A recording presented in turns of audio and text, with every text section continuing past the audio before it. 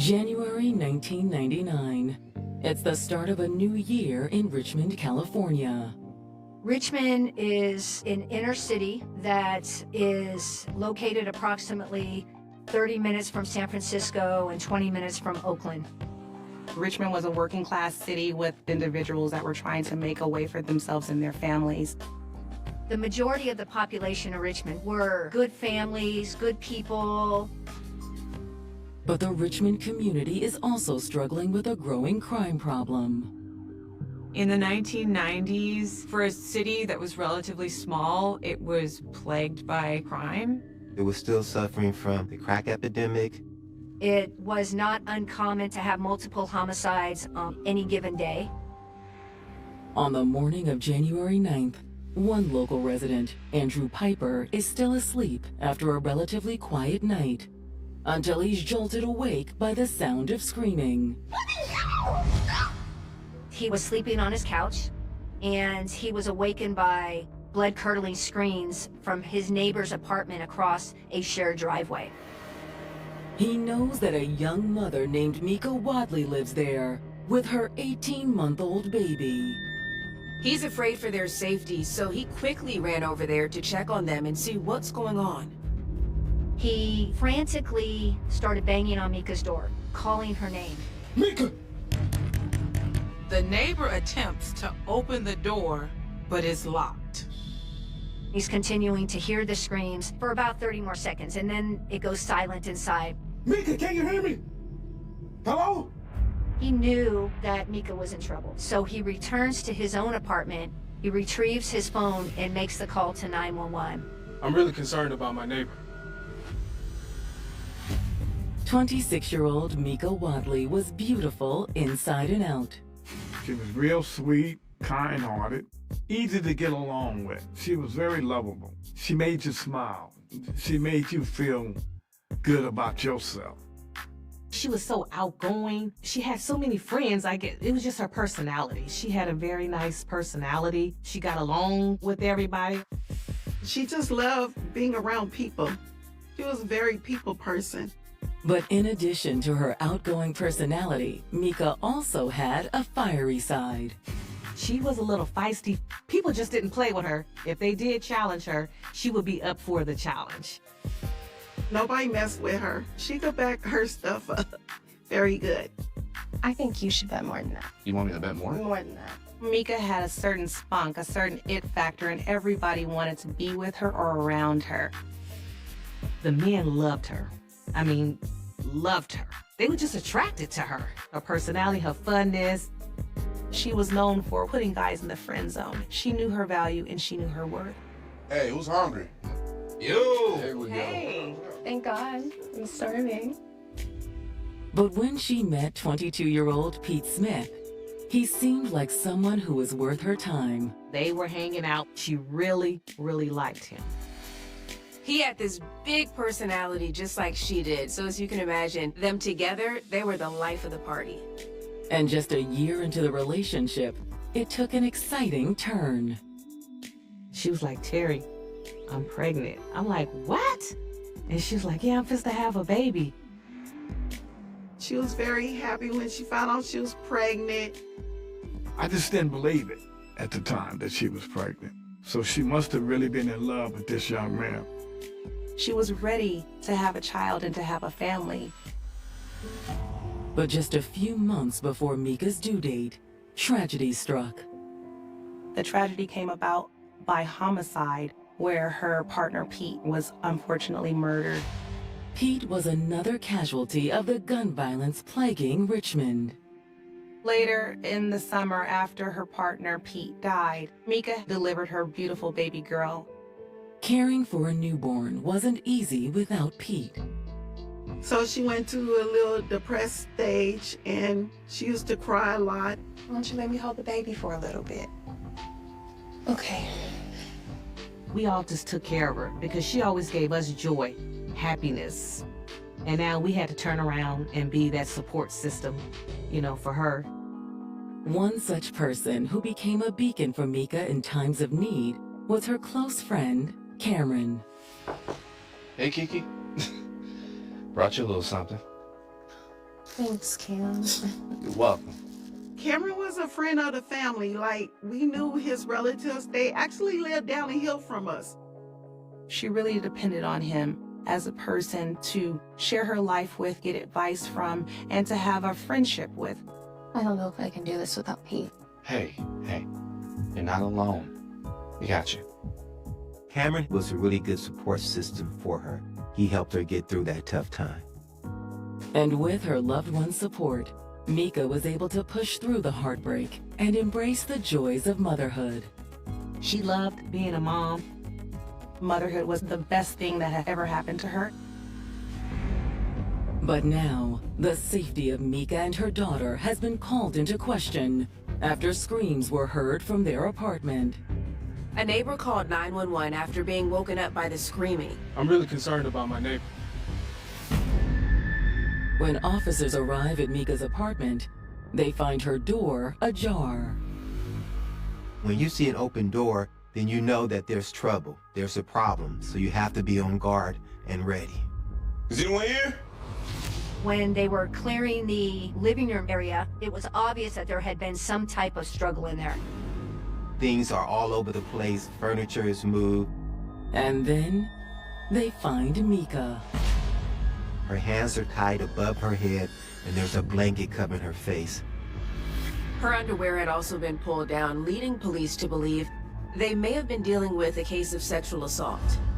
It's a tragic scene, but it's not a hopeless one. The officer goes to check on her, and to his surprise, he finds out that she's still alive. Get your mess in here.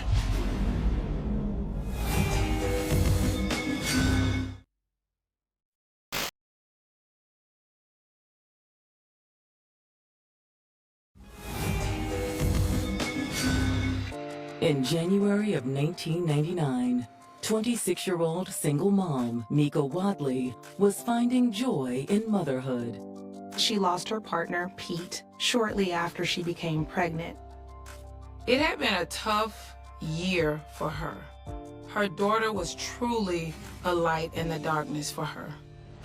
But now Mika has been found unresponsive on the floor of her apartment after a neighbor reported the sound of screams. Thankfully, there's still a chance to save her. Get your mess in here. Paramedics responded and transported her to a local hospital. But where is Mika's 18-month-old daughter? There's no baby to be found. We were panicked. We thought maybe there had been a kidnapping as well. Fortunately, police soon learn that Mika's daughter is safe and sound with family. She was at my grandmother's house. She was with us. Upon hearing what's happened, Mika's sister Keela drops everything and heads straight to the hospital, where Mika is now in the ICU. I got to the hospital and I said, "Where is she?" And he said, "Oh, they're working on her." Then I saw a glass door and you could see them working on her. They were trying to resuscitate her, but it wasn't going well. And then they came in the room and they said she died. And I said, "Who do you mean she did?" They said they can't tell me nothing. And that was it. When Keela communicates the tragic news to the rest of Mika's loved ones, they're equally devastated. A lot of questions. Is this real? When you use a child, it's hard, you know. To hear that your best friend is dead, that was the worst day of my life. Mika was so joyful, so full of life. Who would want to do something like that to her? Back in Mika's apartment, detectives begin trying to answer that question. What was initially a horrific and brutal assault has now become a homicide case. Outside the residence, investigators locate an important clue. I noticed that there was a large window screen resting against the fence. Is this where the perpetrator entered? Is this how the person got into the home? Inside the apartment, it's clear Mika put up a fight with her attacker. There's clear evidence that there's been a violent struggle here. The couch cushions, some were laying on the floor. There was blood evidence. There was a pair of platform boots, and one was missing a black shoelace. So we automatically assumed that how the suspect bound her wrist was by removing the shoelace from Mika's shoe. Detectives believe sexual assault was the sole motive in this crime. Her wallet was still there. There was jewelry that was still there. Aside from the living room where the big fight happened, the house was otherwise untouched. There wasn't anything obvious missing. But that's not the only reason police think they can rule out robbery as a motive. When first responders found her, she had a blanket covering her face. In my experience, when there are homicides or sexual assaults and it's a known offender, they will often cover the victim's face, almost like they didn't want to see the person in their last seconds. That was a sign to investigators that it was likely someone that she knew. In their search for answers, detectives turned to the neighbor who called 911, Andrew Piper. He knew Mika. When he learned that she had been killed, it was devastating to him. So when you went to check on her earlier this morning, was the door locked? Well, at first it was. After calling 911, he walked back to Mika's apartment. And this time, the door was open. This was startling to the neighbor in that just moments before this door was locked. I thought about going to check in on her at that point, but I was afraid. He had a little bit of remorse because despite the door being open, he chose not to go in. Was there anyone else in the vicinity while all of this was going on? Well, there was this one guy. He noticed that there was a man in the distance exiting the apartment complex. He was too far away to get a good look, but he believed that he was wearing a beanie and a gray sweatshirt. His pace and his gait didn't lend one to believe like he was running from the scene. I mean, could it just be a random person just walking toward the bus stop? Regardless, it's the only real lead investigators have at this point. Although the 911 caller couldn't give a really detailed description, he was able to give the officers enough to put out an APB for someone wearing a gray sweatshirt and a beanie. Could this man be the key to unlocking the case?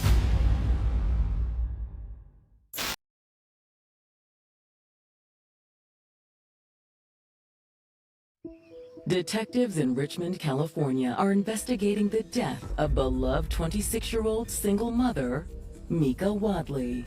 Mika Wadley was murdered inside her apartment.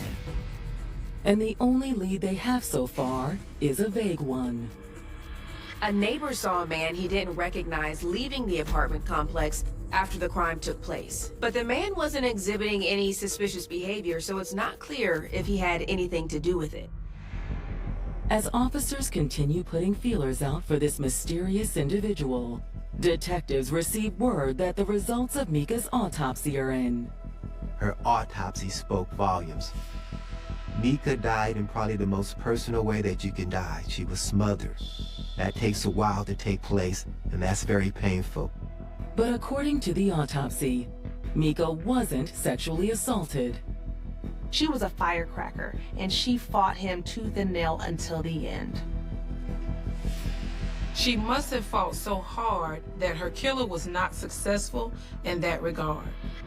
Detectives suspect that after the killer heard Andrew Piper knocking on the door, he knew his time was limited.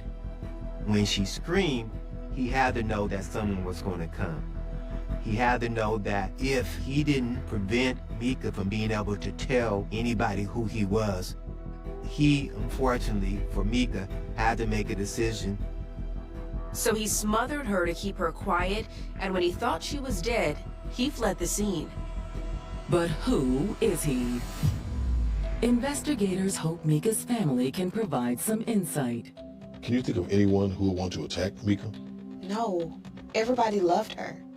If you seen her as a person, you wouldn't think she had no enemies at all.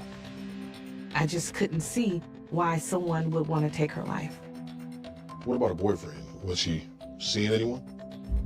Probably in any homicide case where you have a woman who's been killed, I mean, the first person that police always look at is a boyfriend.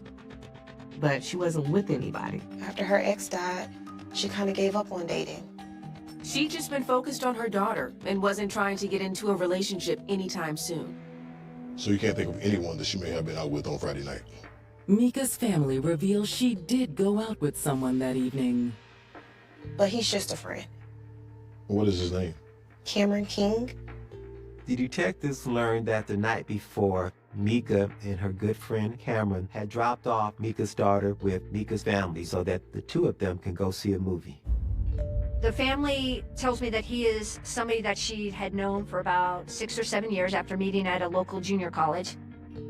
He was real goofy like her. They would just go to the movies and hang out, but she wasn't like attracted to him. However, Mika's family says Cameron was clearly vying for something more. And he definitely wanted to date her. The way that Cameron would kind of gush around, when Mika would speak, they were pretty confident in knowing that he had a crush on her. Oftentimes, when they were hanging out late, Mika would allow Cameron to crash on her couch, and he would leave early in the morning before she would wake up. However, the family says a few weeks earlier, Cameron had exhibited some strange behavior. They didn't really feel, initially anyway, that he would ever act on his feelings. Except several weeks prior to Mika's homicide, Mika shared with her sisters that one night Cameron was over watching a movie, she went to bed, he was going to sleep on the couch and then let himself out. But when she woke up in the middle of the night, she saw Cameron sitting on the edge of the bed, staring at her. Cameron, what are you doing? Hey, I'm sorry. I'm just gonna go. I'm gonna leave. Okay. I'm sorry. It really freaked Mika out. Based on this unsettling information, detectives can't help but wonder if Cameron had something to do with Mika's death. At this point, the urgency to speak to him has now increased because here we have a young woman that was found naked from the waist down and having a male friend that I was told that also was infatuated with her, that was close to her, and that may have wanted more. Maybe he can no longer deal with the rejection and finally snap.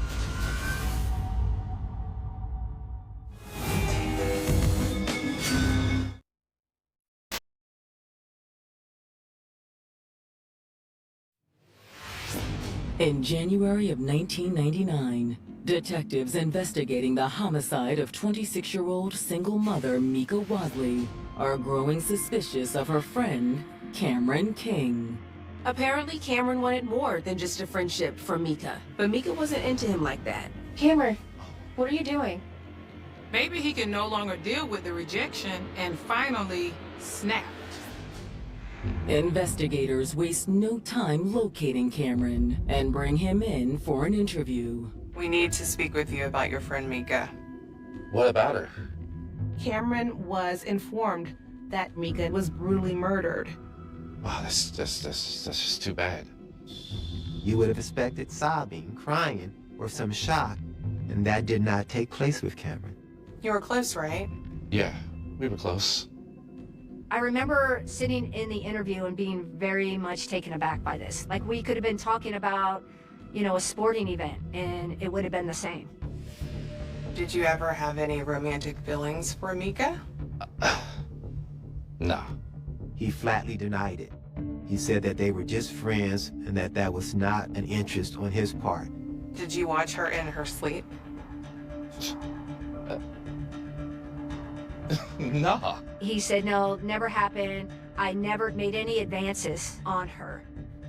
He made it appear as if she were the one that really wanted to be with him. There was a part of me that felt that he was trying to distance himself from her romantically, given how she died. And I honestly wasn't buying it. We believe you were the last person to see Mika before she was killed. That does not look good for you. They asked him to walk them through what he and Mika did on Friday the 8th. Damn. We just went to see a movie, okay? And nothing else happened? That's when Cameron admits that there was something odd that Mika said to him that night. She knew she was gonna die. According to Cameron, Mika actually brought up her impending death that night. And I'll be honest with you, when he said that to me, like, the hair on my neck stood up. Cam, if I died tonight, would you come to my funeral? Come on, quit playing. Promise me you'll come. All right. Okay, Kiki. I promise I'll be there, okay?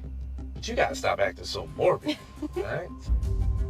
Well, did you ever ask her why she felt that way? Not really. I just changed the subject, you know? It kind of creeped me out. Which is unusual. If they're such good friends, I would expect him to question, well, what's wrong? Is somebody following you? Like, why would you say that? And he didn't. After the movie got out around 12:30 a.m., Cameron states that he dropped Mika off at her apartment. You sure you didn't spend the night? Not this time. He leaves and he returns home to his apartment in Oakland, which is about 20 minutes away. When you dropped her off, did you happen to notice one of the windows had the screen removed? I asked him, are your fingerprints going to be on the window?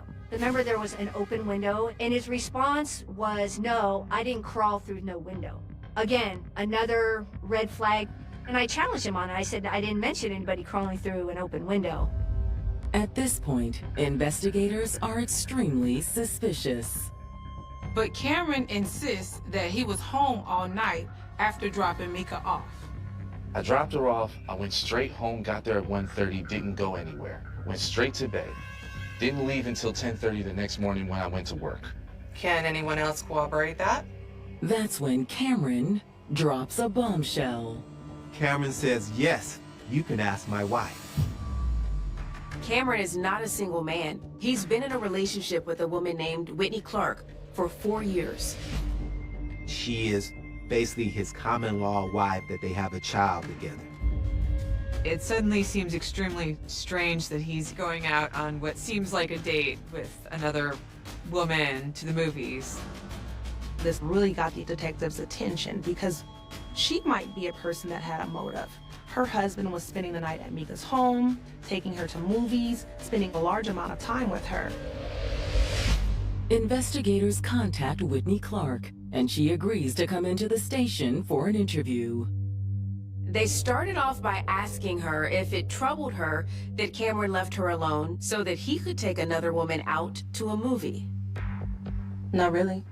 They were just friends. I met her a time or two. They asked her, did Cameron come home on the night of the 8th, after he took Mika to the movies, and she said yes. She corroborates Cameron's story. She says that Cameron comes home at 1:30 a.m., gets into bed with her, they watch some TV. Then they went to bed, and he left for work around 10:30 the next morning. We know that her neighbor phoned the police around 7:30 a.m. after hearing her screams. There's no way he could have had anything to do with what happened with Mika. In her mind, he couldn't have been responsible because he was in bed with her. You're sure? 100%. They asked her, would you be willing to take a polygraph test? And she says yes. The investigators hooked her up to the lie detector machine, and the examiner begins a series of questions. But it doesn't take long for the needle to spike. The text comes back positive for deception, that she's not telling the truth.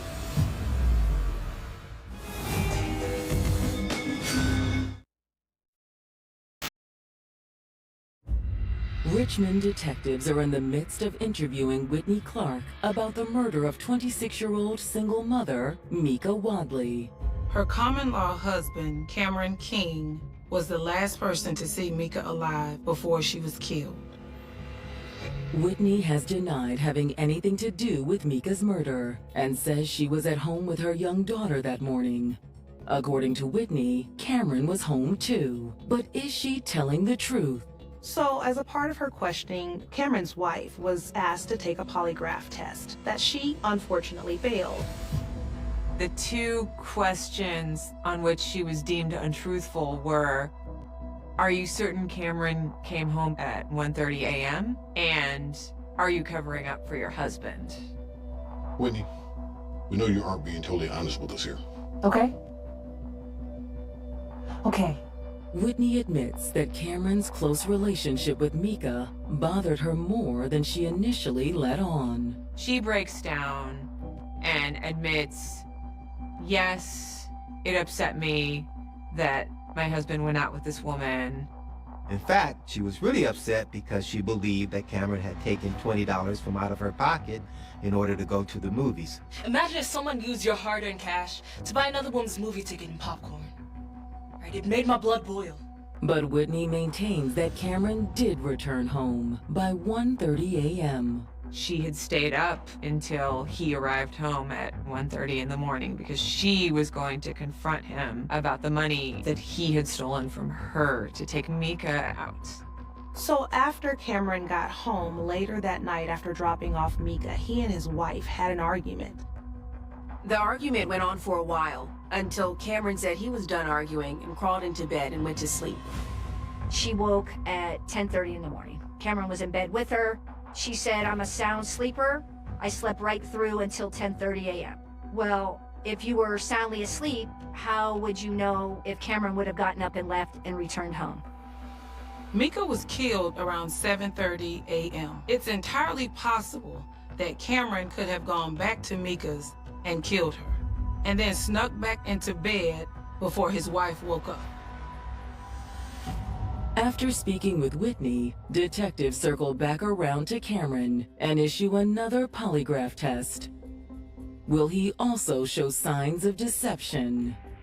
During the polygraph examination, Cameron did pass some of the test questions. Questions where he works, where he lives, things of that nature.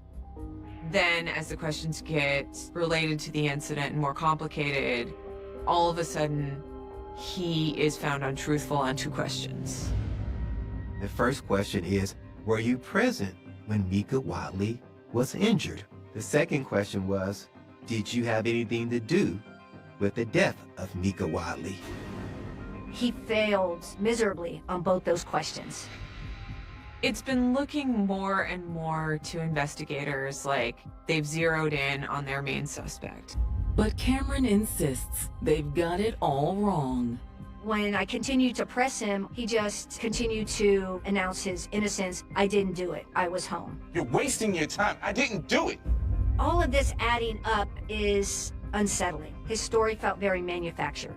And I felt like at that moment that I could have been looking at a killer. Detectives take DNA and fingerprint samples from both Cameron and Whitney. But once it's run through the lab and compared to the DNA at the crime scene, detectives are surprised to learn it was in fact not a match. Are you sure? There's no DNA from Cameron or his wife that's at the crime scene that's on Mika. So now, they had to start from square one. If Cameron wasn't involved, they can't rule out that this was a completely random crime. So that was really what we were fearing, is that we had a serial rapist on our hands. Despite the setback, investigators continue to diligently work on the case. Our focus was still continuing to see, if not Cameron, then who? And we just continue to forge ahead and try to identify the person. Police acquired a list of every known sex offender in the area, and they interviewed each one of them to make sure that they had a rock-solid alibi. But their efforts prove unfruitful. So days turned into weeks, and weeks turned into months, and months turned into years, and the case became cold. So, I mean, you can imagine how difficult this would be for Mika's family. Beside being disappointed that they may never get justice, they're also worried about their own safety. I'm scared to go in my own house because you have that in the head. Who is it? Is it someone I know? Am I talking to this person? Like, why? Like, I could be next to them.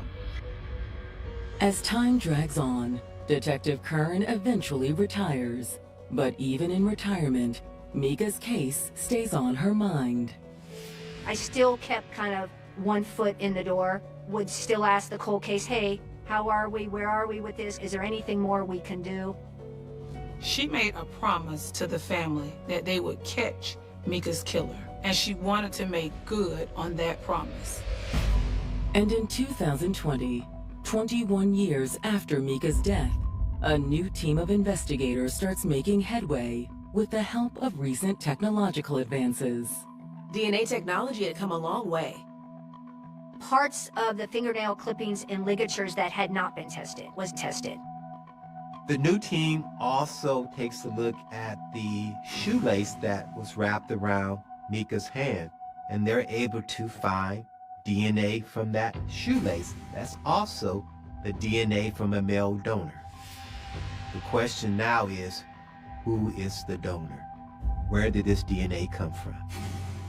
To be perfectly transparent, throughout the whole 20 years, I believed it was Cameron. But the new DNA samples still aren't a match for Cameron King or his wife. I was speechless. All roads led to Cameron, and yet it wasn't Cameron. You could have knocked me down with a feather, honestly. Like, I was taken aback, just shocked. One of the most shocking aspects of this case are the polygraph results, which is in contrast with the physical evidence. Even though the polygraph shows signs of deception, it's hard to argue with DNA evidence. Most people don't understand what it's like to be inside of a police room. Be asked questions. It's very stressful. It's very unnerving. And it's quite possible the stress that Cameron was feeling in the interrogation room caused him to fail the polygraph test. But even though investigators have hit a wall with their prime suspect, they continue to push on. They started using public DNA databases, meaning 23andMe and all the ones where you put your own information and DNA in so you could find lost relatives. Against all odds, they get a hit, and it was someone no one ever expected. I'm like, what? For real? I know him.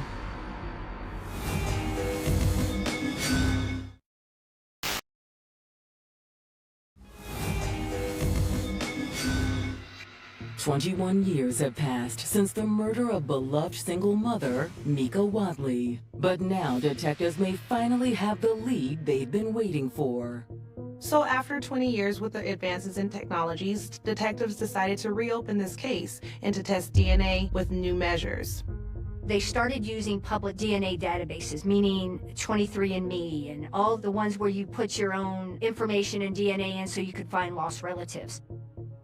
Against all odds, they get a hit, and it was someone no one ever expected. His name is Jerry Lee Henderson.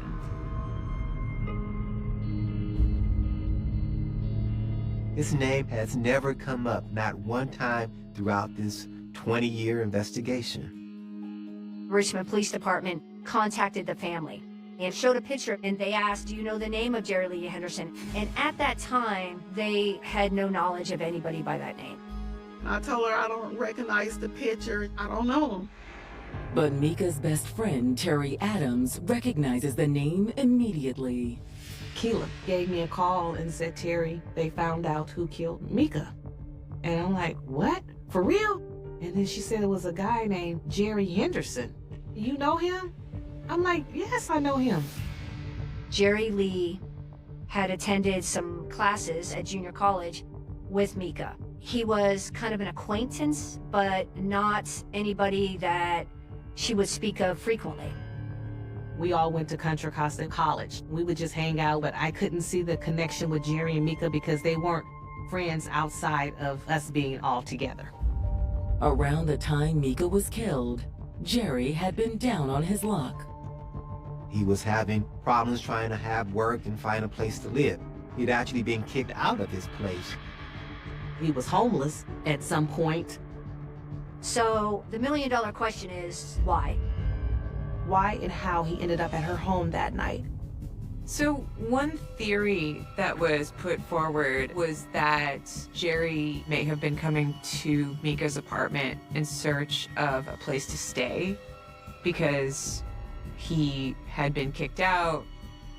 So investigators believe he most likely snuck in through the window early in the morning, thinking Mika wasn't home. When he made it through the window and spotted Mika asleep, something in him must have snapped and decided he wanted more than just a place to stay. Investigators believe he spotted her boots on the floor and quietly removed one of the shoelaces. What are you doing? Let me go! Stop! Gary, stop! So he binds her wrist and he's trying to sexually assault her. But Mika fought back.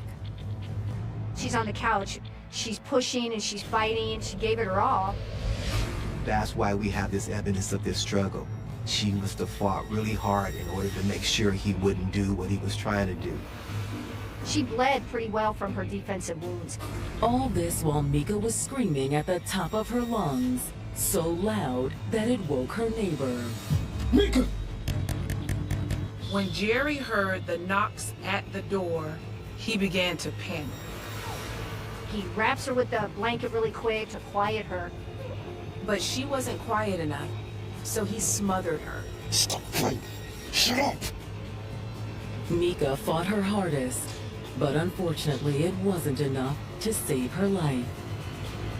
But Mika's struggle, her fight, her tenacity prevented this perpetrator from sexually assaulting her.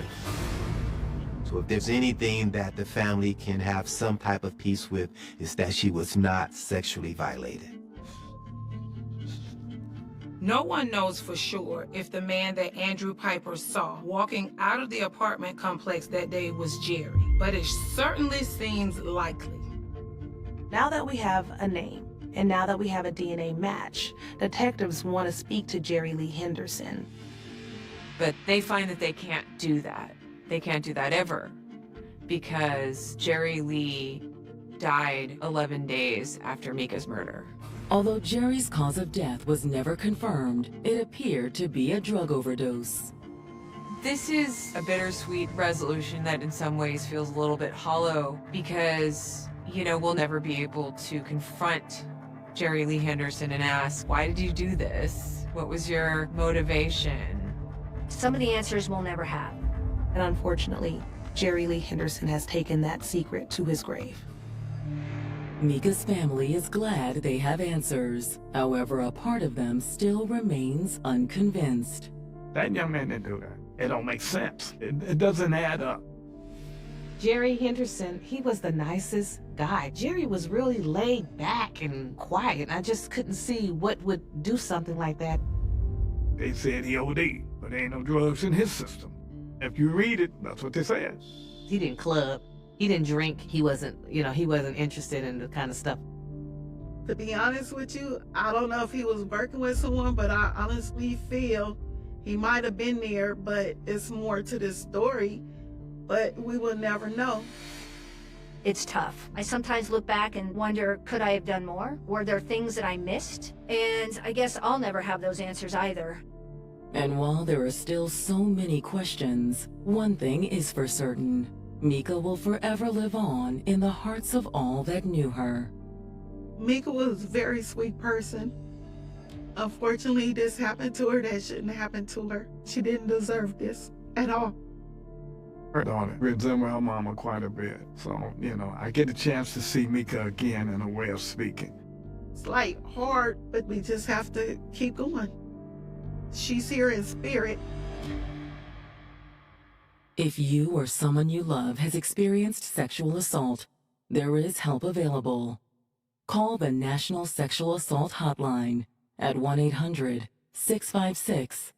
In the spring of 2020, New York City was already carrying a weight unlike anything it had experienced in generations.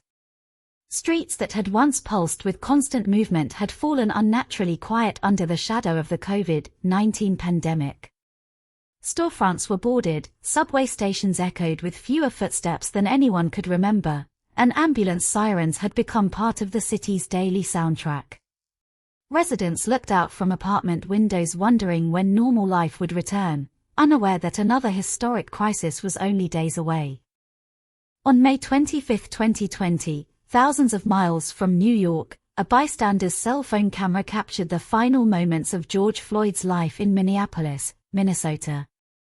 The footage showed a police officer kneeling on Floyd's neck while he repeatedly pleaded that he could not breathe.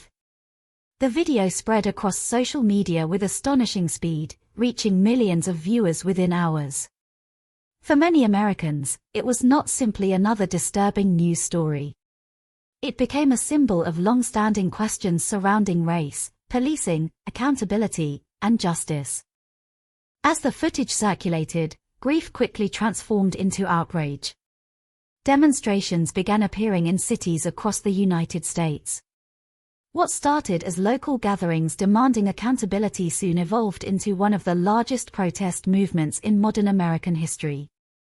In New York City, where memories of previous protests against police violence remained vivid, organizers announced marches almost immediately.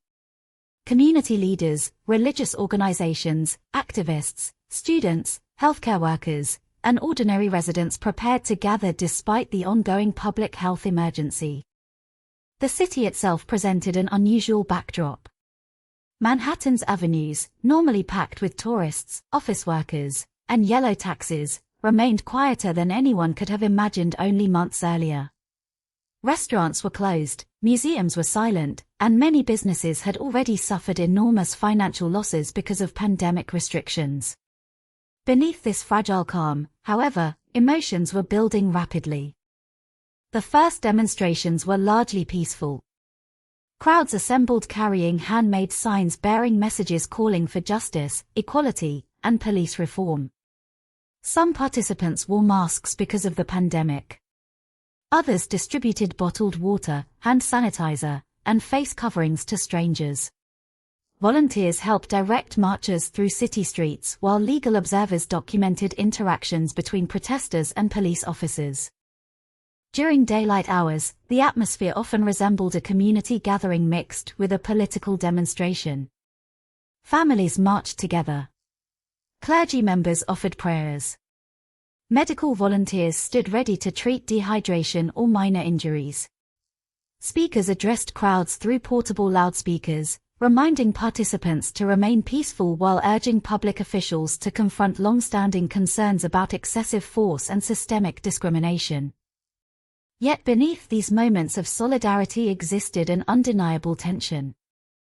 Police officers from the New York City Police Department were deployed across Manhattan, Brooklyn, Queens, the Bronx, and Staten Island in large numbers.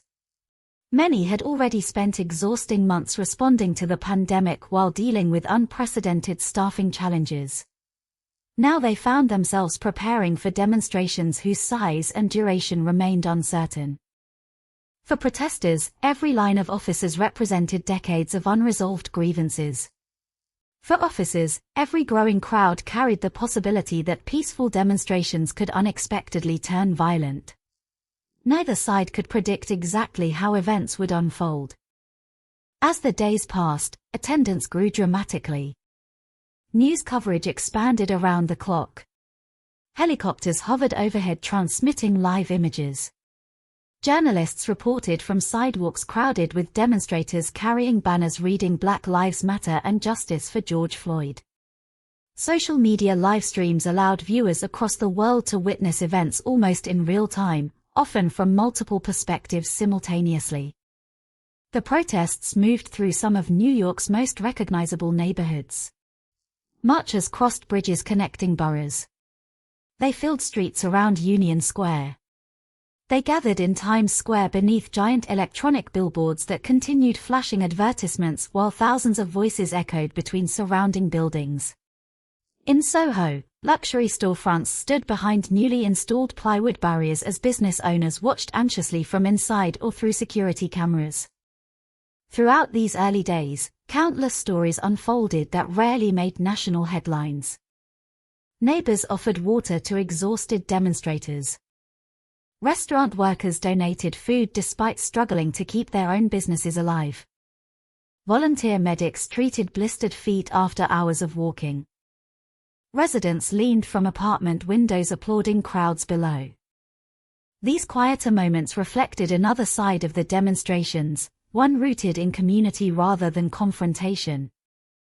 But large public gatherings are rarely defined by a single experience. As evening approached, the atmosphere often changed. Families with children gradually returned home. Community organizers encouraged participants to disperse peacefully.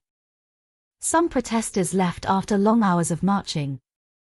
Others remained. Additional groups arrived. The crowds became more difficult to distinguish. Motivations varied. Some individuals continued demonstrating peacefully. Others appeared interested in confronting police lines directly. Authorities later stated that opportunistic criminals also began taking advantage of the disorder developing in certain neighborhoods, using the size of the crowds as cover for theft and vandalism. The transition from daylight to darkness altered the emotional landscape of the city. Store owners hurried to reinforce entrances before sunset. Employees removed valuable merchandise from display windows. Police commanders repositioned officers based on rapidly changing intelligence reports. Emergency dispatchers monitored growing numbers of calls describing damaged property, fires, and confrontations. Residents watched television broadcasts while simultaneously hearing helicopters overhead and sirens outside their apartment windows.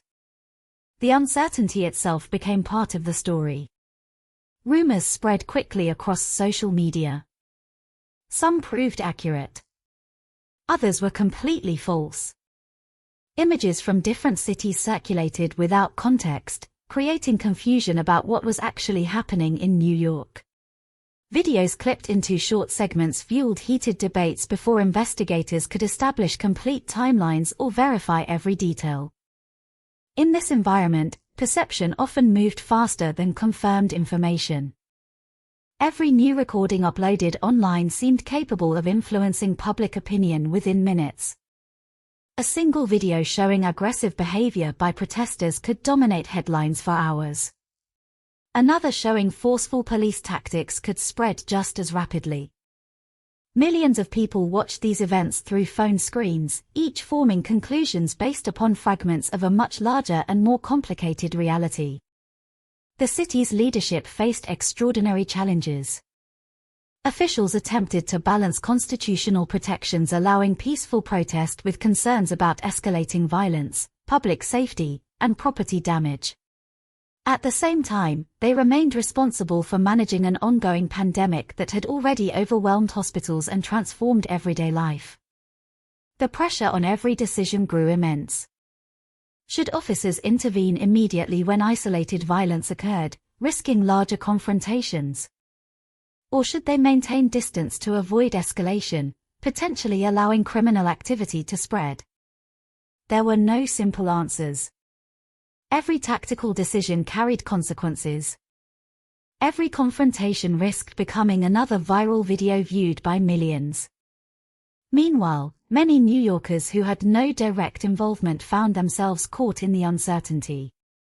Hospital employees finishing overnight shifts wondered whether public transportation would remain available. Small business owners questioned whether years of work could disappear in a single evening. Residents living near protest routes debated whether to remain inside or document events unfolding beneath their windows. Parents tried explaining complicated national conversations about justice, policing, and civil rights to children who were themselves living through an extraordinary historical moment. As demonstrations continued, national attention increasingly focused on New York. Images from the city appeared across international news broadcasts. Foreign newspapers featured photographs of crowds stretching through Manhattan streets. Television commentators debated policing strategies, protest tactics, constitutional rights, and the broader meaning of the movement sweeping across the United States. The events taking place in New York had become part of a much larger national reckoning. Yet behind every headline existed individual human experiences. A police officer standing for 12 hours in protective equipment. A first-time protester carrying a handmade sign. A journalist attempting to document events while avoiding confrontation. A shop owner watching security cameras from home. A paramedic waiting for the next emergency call. Each person entered the same streets carrying different fears, different expectations, and different responsibilities. Over the coming days, those paths would increasingly intersect. Peaceful marches would continue, drawing thousands committed to demanding change through lawful demonstration. At the same time, incidents of looting, vandalism, assaults, and clashes between some protesters and police officers would escalate in several neighborhoods. Hundreds of businesses would suffer damage. Numerous police officers and civilians would be injured. Thousands of arrests would eventually be made as authorities attempted to restore order, while investigations into allegations against both civilians and police officers continued. The story that followed would not fit neatly into simple categories of heroes and villains.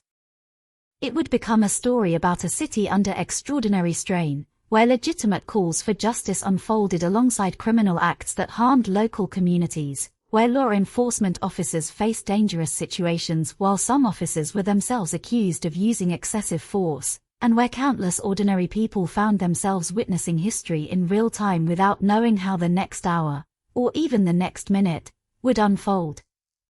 Before investigators reviewed body camera footage, before civil lawsuits were filed, before oversight agencies examined complaints, before courts considered criminal charges arising from individual incidents, New York stood at the edge of one of the most turbulent weeks in its modern history. The streets that had already endured months of fear during a global pandemic were about to become the stage for another defining chapter, one that would challenge the city's institutions, test its communities, and leave lasting questions about justice, accountability, protest, and public trust that continue to be debated years later. By the final week of May 2020, New York City was living through a contradiction unlike any in its modern history. The city had always been defined by movement. Trains rumbled beneath crowded sidewalks at every hour. Yellow taxis filled the avenues. Tourists packed Times Square, office workers hurried through Midtown carrying coffee cups, and street vendors called out to strangers passing within arm's reach. Noise was part of New York's identity. Now much of that familiar rhythm had disappeared. Months of the COVID-19 pandemic had transformed everyday life into something almost unrecognizable. Restaurants stood empty behind locked doors. Broadway theaters had gone dark. Museums, schools, and sports arenas remained closed. Countless businesses were struggling simply to survive. Many storefronts had already been covered with plywood after weeks of uncertainty, not because owners expected protests, but because they feared vandalism or economic collapse during an unprecedented public health crisis. The city had buried thousands of residents in only a matter of weeks. Ambulance sirens had become so common that many New Yorkers barely noticed them anymore. Refrigerated trucks had temporarily served as makeshift morgues outside hospitals. Healthcare workers walked into impossible shifts every morning while wondering whether they would carry the virus home to their own families at night. Everyone was exhausted. That exhaustion would soon collide with anger. When news of George Floyd's death spread across the country, New York responded almost immediately. Community organizations, civil rights advocates, students, clergy members, neighborhood leaders, labor unions, and ordinary citizens began organizing demonstrations through text messages, neighborhood networks, and social media platforms. Some had participated in protests for years. Others had never attended a public demonstration before. Their reasons varied, but many shared a common belief that the moment demanded public action. The first marches reflected that determination. Small gatherings quickly expanded into thousands of participants moving together through city streets. Demonstrators carried homemade signs painted the night before on apartment floors and kitchen tables. Some signs demanded accountability. Others called for police reform. Many simply displayed George Floyd's name in large black letters. People marched in silence. People marched while chanting. People marched while crying. The diversity of the crowd stood out almost immediately. Young college students walked beside retired veterans. Doctors still wearing hospital identification badges marched alongside grocery store employees finishing long shifts. Parents pushed strollers. Teenagers carried bottled water for strangers. Faith leaders linked arms with activists who had spent years organizing against police violence. Entire families stood on sidewalks applauding as demonstrations passed. For many participants, these were not simply protests. They were memorials. At various intersections, moments of silence interrupted the chanting. Thousands of people knelt together for 8 minutes and 46 seconds, the amount of time initially reported that Officer Derek Chauvin had knelt on George Floyd's neck. Although later legal proceedings established a longer duration, that earlier figure had already become deeply symbolic during the protests. Those minutes felt remarkably long. Traffic noise faded. Conversations stopped. Even helicopters overhead seemed distant. In a city famous for constant movement, thousands remained perfectly still. The silence itself carried enormous emotional weight. Police officers watched from nearby intersections. Some stood behind metal barricades. Others monitored crowds from bicycles or patrol vehicles. Supervisors communicated continuously through radios, adjusting deployments as demonstrations shifted from one neighborhood to another. Unlike many previous public events, every operational decision carried unusual complexity. The pandemic remained active. Crowds numbering in the thousands created public health concerns. Yet attempts to restrict demonstrations risked inflaming already heightened emotions surrounding constitutional rights and police authority. Commanders understood that every interaction between officers and protesters might be recorded by dozens of smartphones from multiple angles. In 2020, almost everyone carried a camera. Every arrest, every shove, every shouted command, every use of force, every confrontation had the potential to appear online within minutes. Public perception could shift faster than official statements. This reality influenced nearly every aspect of policing during those days. Meanwhile, journalists spread across the city documenting events almost continuously. National television crews positioned cameras at major intersections. Independent reporters live-streamed marches through social media. Photojournalists climbed stairways and rooftops searching for wider views of demonstrations stretching across entire city blocks. Some reporters focused on peaceful community gatherings. Others documented growing confrontations. Together they created a visual record that millions of people around the world watched almost in real time. During daylight hours, the demonstrations generally maintained an organized structure. Volunteer marshals walked alongside crowds encouraging participants to remain together and avoid confrontations. Medical volunteers carried backpacks filled with basic first aid supplies, water, masks, and sanitizer. Legal observers wearing brightly colored hats documented interactions between protesters and police without participating themselves. Community organizers reminded participants that peaceful discipline strengthened their message. Many listened. Many wanted exactly that. Yet New York is an enormous city. Not every gathering shared the same organizers. Not every participant arrived with the same intentions. As crowds grew larger, maintaining consistent communication became increasingly difficult. Different marches occasionally merged unexpectedly. Smaller groups separated from main routes. Some demonstrations continued well after organizers announced official conclusions. By late afternoon, thousands of people occupied streets across multiple boroughs simultaneously.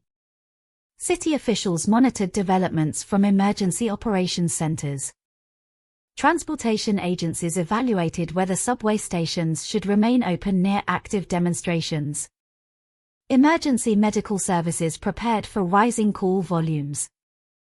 Fire departments reviewed contingency plans should multiple structure fires occur. The scale of coordination required became immense. The city was not responding to a single event. It was responding to dozens unfolding at once. Then evening arrived. The transition often happened gradually. Office buildings reflected orange sunlight across nearly empty avenues. Shadows stretched between skyscrapers. Businesses that had remained open hurried to close earlier than usual. Employees carried merchandise away from front display windows. Plywood barriers appeared across luxury storefronts in neighborhoods such as Soho, where expensive retail districts became areas of growing concern. Owners hoped the boards would never be tested. Many privately feared they would. As daylight faded, the character of the streets began changing. Families with young children generally left first. Older participants returned home. Some clergy members concluded prayer vigils. Volunteer organizations packed supplies into vehicles. The atmosphere shifted. Those remaining often included experienced activists determined to continue demonstrating into the night. Others simply refused to leave because they believed ending the protest before meaningful change occurred would accomplish nothing. At the same time, police commanders recognized another developing challenge. Large nighttime crowds created opportunities for individuals who had little apparent interest in peaceful protest. Authorities would later state that groups engaged in organized theft began appearing in commercial districts after dark, sometimes moving rapidly between neighborhoods as police resources shifted elsewhere. Distinguishing peaceful demonstrators from individuals committing crimes became increasingly difficult in fast-moving situations. A person carrying a protest sign one moment might simply be marching peacefully. Another individual nearby might suddenly smash a store window. Within seconds, an entire intersection could transform from calm demonstration into confusion. For responding officers, identifying who posed an immediate threat became extraordinarily challenging.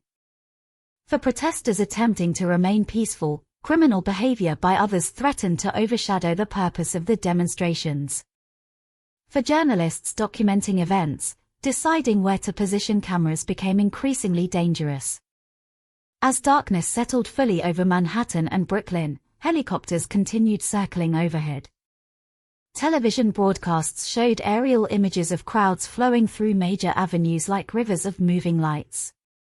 Police vehicles repositioned repeatedly in response to changing conditions. Emergency radio traffic intensified. Social media feeds exploded with videos recorded only moments earlier. Some clips showed peaceful marches illuminated by cell phone flashlights. Others showed tense confrontations between demonstrators and officers. Some videos lacked context entirely, making it difficult for viewers elsewhere to understand exactly what had occurred before recording began. Information traveled faster than verification. Rumors spread almost instantly. Reports of disturbances in one borough sometimes triggered anxiety in another before facts could be confirmed. Residents refreshed news websites repeatedly while listening to helicopters outside their apartment windows. Many wondered whether demonstrations would pass peacefully through their neighborhoods or whether unrest might arrive before morning. The emotional atmosphere became impossible to separate from the physical environment. Every boarded storefront reflected uncertainty. Every police barricade suggested preparation for conflict. Every growing crowd represented both the exercise of constitutional rights and the possibility that events might unexpectedly deteriorate. No one knew precisely where that line existed. The city stood suspended between hope and fear. Hope that peaceful demonstrations could inspire meaningful change. Fear that violence by a relatively small number of individuals could reshape public attention and place both civilians and officers at greater risk. History would later remember the nights that followed through countless photographs, videos, official investigations, lawsuits, criminal prosecutions, policy debates, and personal testimonies. But at that moment, history had not yet been written. There were only streets filled with people carrying different beliefs, different responsibilities, and different expectations. Some believed they were participating in a defining civil rights movement. Some believed they were protecting public safety. Some simply wanted to return home safely after another exhausting day. Others arrived with intentions that had nothing to do with justice at all. Those vastly different motivations were now converging in the same neighborhoods, under the same city lights, within the same uncertain hours. Before long, the fragile balance that had held through much of the daylight would begin to fracture, and New York would enter one of the most turbulent nights in its recent history, not because of a single decision or a single confrontation, but because thousands of individual actions, occurring across a city of millions, would combine into a crisis that no one could fully control. Unlike many true crime stories, this chapter does not revolve around a single victim whose life can be traced from childhood to tragedy. The events that unfolded across New York in late May and early June of 2020 affected thousands of people in different ways. Some came seeking justice. Some were injured. Some lost their businesses. Some wore police uniforms. Some were reporters documenting history. Others simply happened to live along streets that suddenly became the center of a national crisis. To understand what happened during those extraordinary days, it is necessary to understand the people whose lives briefly intersected as history unfolded around them. For many demonstrators, George Floyd was more than a name appearing across television screens. His death resonated with years of frustration over police violence and unequal treatment under the law. People who joined the marches often described carrying emotions that had accumulated over decades, not merely days. Some remembered previous incidents that had sparked nationwide protests. Others had personally experienced interactions with law enforcement that left lasting distrust. Still others attended because they believed silence would make them complicit. Many participants had never protested before. Teachers spent evenings creating handmade signs with their children. Nurses arrived after finishing shifts inside hospitals overwhelmed by COVID-19 patients. College students organized meeting points through group messages. Friends agreed to march together, promising they would not become separated in the crowds. Some participants packed backpacks with bottled water, snacks, extra face masks, portable phone chargers, and small first aid supplies. They expected long hours on foot under warm late spring skies. Parents faced difficult decisions. Some believed bringing their children demonstrated the importance of civic participation.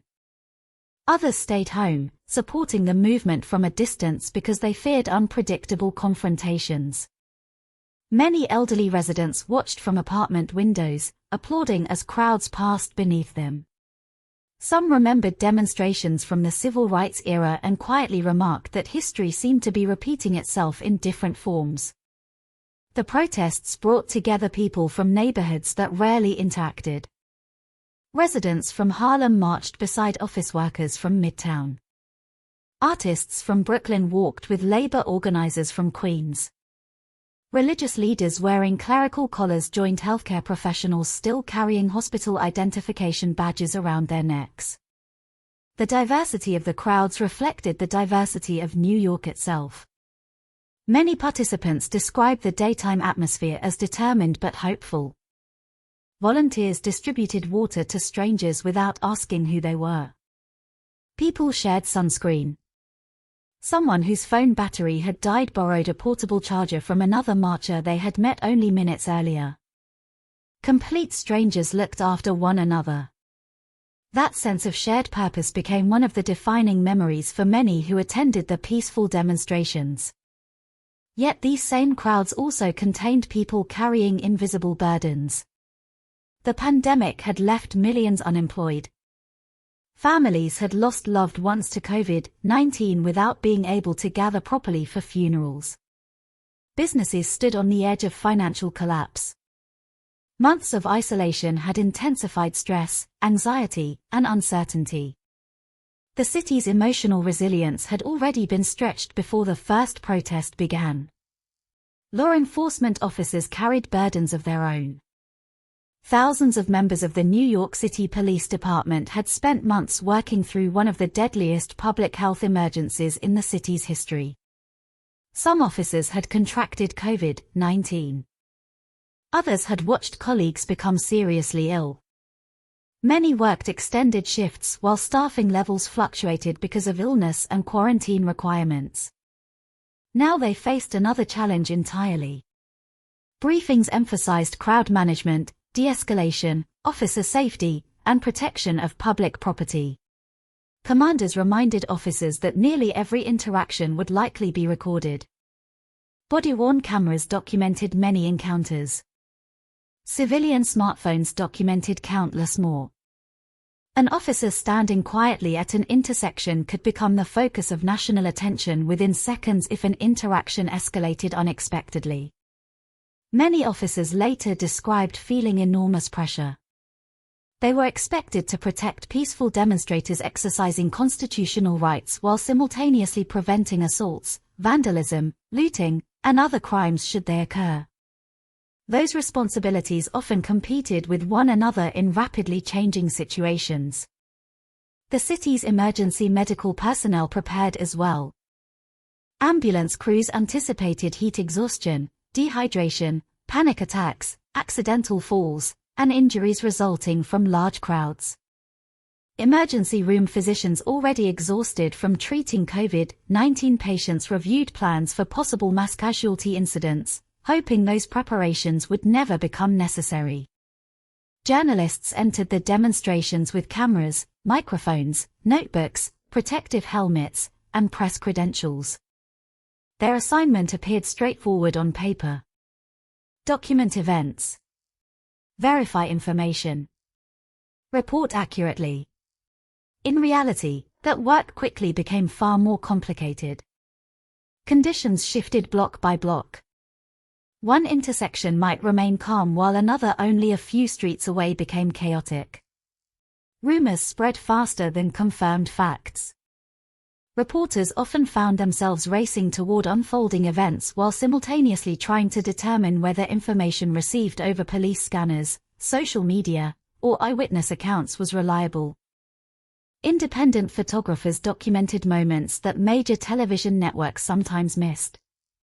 Local reporters interviewed neighborhood residents watching events unfold from apartment windows. International correspondents explained New York's demonstrations to audiences thousands of miles away. Each recorded a different piece of the same evolving story. Business owners represented another group whose experiences rarely fit into simple narratives. Many had survived months of pandemic closures. Savings had disappeared. Employees had been furloughed. Rent payments continued despite dramatically reduced income. When demonstrations began approaching commercial districts, owners faced agonizing decisions. Should they close early? Should they board windows? Should they remain inside to protect merchandise?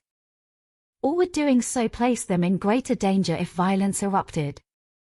Some chose to stay. Others left, monitoring security cameras from home. Many hoped the plywood covering storefronts would prove unnecessary. Community volunteers also became part of the unfolding events.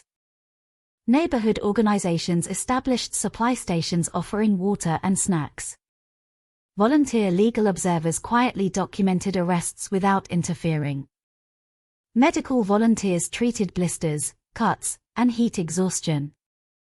Faith leaders walked among crowds offering reassurance during moments of tension. These quieter acts of service rarely dominated headlines, yet they formed an important part of the overall story. Meanwhile, city officials faced decisions that would later receive intense scrutiny. Every evening required balancing competing priorities. Protect public safety. Respect constitutional rights. Prevent property damage. Avoid unnecessary escalation. Maintain public confidence. No decision satisfied everyone. Ordering officers to intervene aggressively risked confrontation. Holding officers back risked allowing crimes to continue unchecked. Every choice carried consequences that would later be debated in courtrooms, oversight hearings, news reports, and public discussions. As demonstrations continued over successive days, another reality became increasingly apparent. The crowds were not uniform. Investigators and journalists later documented that while many participants remained committed to peaceful protest, some individuals engaged in criminal acts including vandalism, burglary, arson, assault, and theft. Authorities also examined evidence suggesting that certain groups exploited the disorder to commit crimes unrelated to the demonstration's stated goals. This distinction became critically important. Many peaceful protesters later expressed frustration that acts of violence overshadowed the message they hoped to communicate. Business owners who suffered losses often struggled to reconcile support for peaceful protest with the destruction of their livelihoods. Police officers confronted rapidly changing situations where distinguishing peaceful demonstrators from individuals committing crimes was not always immediately possible. These overlapping realities complicated nearly every public discussion that followed. No single perspective captured the entire picture. No individual witnessed every event occurring simultaneously across 5 boroughs. Instead, thousands of personal experiences combined to create a larger narrative that remained extraordinarily complex. As daylight faded on another evening of demonstrations, people across New York prepared for very different nights. Some marchers tightened backpack straps before joining another peaceful procession. Police officers adjusted protective equipment before beginning extended deployments. Store owners checked locks one final time. Reporters tested camera batteries and transmitted equipment. Emergency dispatchers took seats before glowing computer screens, preparing for whatever calls might arrive. Apartment residents looked out windows toward streets where crowds were already gathering. Everyone shared one uncertainty. No one knew exactly how the night would end. Within hours, moments of unity would coexist with scenes of confrontation. Acts of compassion would unfold alongside acts of destruction. Individual decisions, made in seconds under pressure, fear, anger, or confusion, would ripple outward, affecting thousands of lives and shaping one of the most closely examined periods in New York City's recent history. The people at the center of this story had not all chosen the same path, nor were they driven by the same purpose. But for a brief period in the spring of 2020, their lives intersected in ways that would leave lasting marks on the city, on public institutions, and on an ongoing national conversation about justice, accountability, public safety, and the right to peaceful protest. By the evening of May 29, 2020, the atmosphere in New York City had changed in ways that could be felt long before anything dramatic appeared on television screens. Throughout the day, thousands of demonstrators had marched through Manhattan, Brooklyn, the Bronx, and Queens. Many carried signs bearing George Floyd's name. Others held photographs of victims whose deaths had become part of the broader national conversation about policing and racial justice. Chants echoed through city streets bordered by office buildings that remained unusually quiet because of the ongoing pandemic. For hours, the demonstrations largely reflected what organizers had hoped to achieve. People marched. People listened to speeches. They observed moments of silence. Volunteers handed out water bottles to strangers. Community leaders reminded participants that their message would be strongest if the demonstrations remained peaceful. Yet as daylight faded, the character of several gatherings began to change. Not everywhere. Not all at once. And not every crowd. But across multiple neighborhoods, police commanders began receiving reports of isolated confrontations. At one intersection, officers reported bottles being thrown. Several blocks away, another unit described fireworks launched toward police lines. Elsewhere, demonstrators argued with officers attempting to redirect crowds away from restricted areas. Most of these encounters ended quickly. Some did not. The challenge facing authorities was one of scale. New York City was not dealing with a single protest moving along one planned route. Numerous demonstrations were unfolding simultaneously. Thousands of participants moved through different boroughs, often changing direction without notice. Some groups dispersed. Others merged. Additional people continued arriving long after official marches had begun. The city's emergency communications network grew increasingly busy. Dispatchers relayed reports from patrol officers. Supervisors attempted to determine which incidents required immediate intervention and which could be monitored from a distance. Every decision had to be made with incomplete information. At the same time, millions of people were watching events unfold through social media. A video recorded on one block appeared online within minutes. Another clip from a different neighborhood showed something entirely different. Some recordings captured peaceful crowds kneeling together in silence. Others showed shouting matches between protesters and police. Without context, short clips often appeared contradictory. Yet together they illustrated an important reality. New York was experiencing many different events at once. As darkness settled over Manhattan, commercial districts became areas of increasing concern. Store owners had already boarded many windows with plywood. Employees locked doors earlier than usual. Security cameras continued recording empty sidewalks that, only hours earlier, had been crowded with shoppers.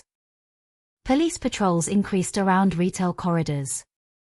Officials understood that large demonstrations passing through expensive shopping districts created opportunities for criminal activity unrelated to the protests themselves. Those concerns would soon prove well-founded. By late evening, reports of vandalism began emerging from several neighborhoods. Windows were broken. Graffiti appeared across storefronts. Some businesses reported attempted burglaries. Others described individuals separating from larger crowds before damaging property and disappearing into nearby streets. The pace accelerated rapidly. Within a relatively short period, police began receiving calls involving multiple commercial locations. Retail stores that had already endured months of financial hardship because of pandemic closures suddenly faced another threat. As officers responded from one location to another, new reports arrived elsewhere. Some incidents involved only broken windows. Others developed into looting. Investigators would later conclude that numerous individuals exploited the confusion surrounding the demonstrations to steal merchandise from businesses. Luxury retailers became particular targets in several areas. Electronics stores reported forced entry. Pharmacies experienced theft. Clothing retailers suffered significant losses. For business owners monitoring security footage from home, the experience was devastating. Many had spent years building companies that had already been pushed toward financial collapse by COVID-19 restrictions. Now they watched property damage unfold in real time, often unable to intervene safely. While criminal activity increased in some commercial districts, peaceful demonstrations continued elsewhere. This contrast became one of the defining characteristics of the week. In one neighborhood, clergy members led candlelight vigils.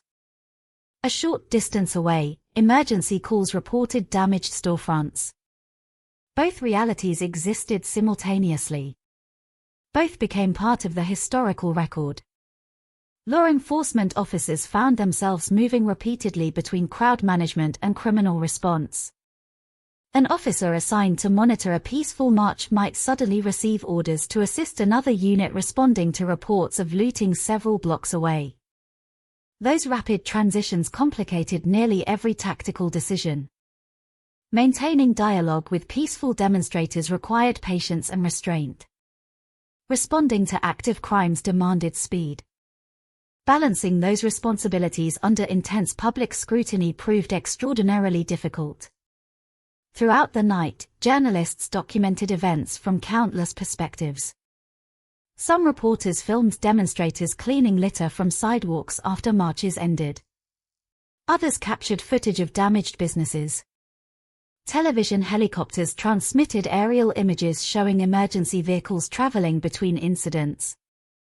Independent photographers recorded officers standing shoulder to shoulder across intersections while nearby residents watched silently from apartment windows above.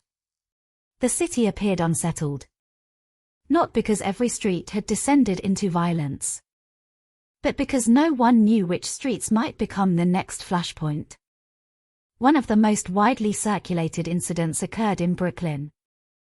Two marked NYPD vehicles became surrounded by a crowd.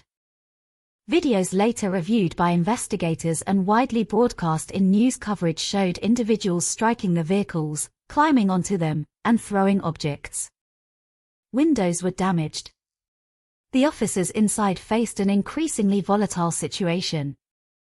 As the crowd closed around the vehicles, one police driver accelerated forward in an effort to escape. Several people were knocked aside as the vehicles moved through the crowd. The footage spread internationally within hours. Supporters of the officers argued that remaining surrounded created unacceptable danger. Critics questioned whether the decision unnecessarily endangered protesters. Investigations examined the circumstances surrounding the incident, and the videos became central to broader public debate over police tactics during the demonstrations. Elsewhere across the city, additional confrontations were recorded. Some videos showed protesters throwing bottles, rocks, or other objects toward officers. Others showed police using batons while making arrests. Several recordings documented officers employing pepper spray during crowd control operations. In separate incidents, journalists and legal observers reported being detained or pushed while attempting to document events. Oversight agencies, civil rights organizations, and city officials would later review many of these encounters individually rather than treating them as one continuous event. That distinction mattered. Each incident involved different locations, different officers, different participants, and different circumstances. The demonstrations were not a single confrontation. They were hundreds of encounters unfolding across multiple days. As midnight approached, the city entered one of its most turbulent periods. Emergency dispatchers continued receiving reports involving property damage, fires, assaults, and burglaries.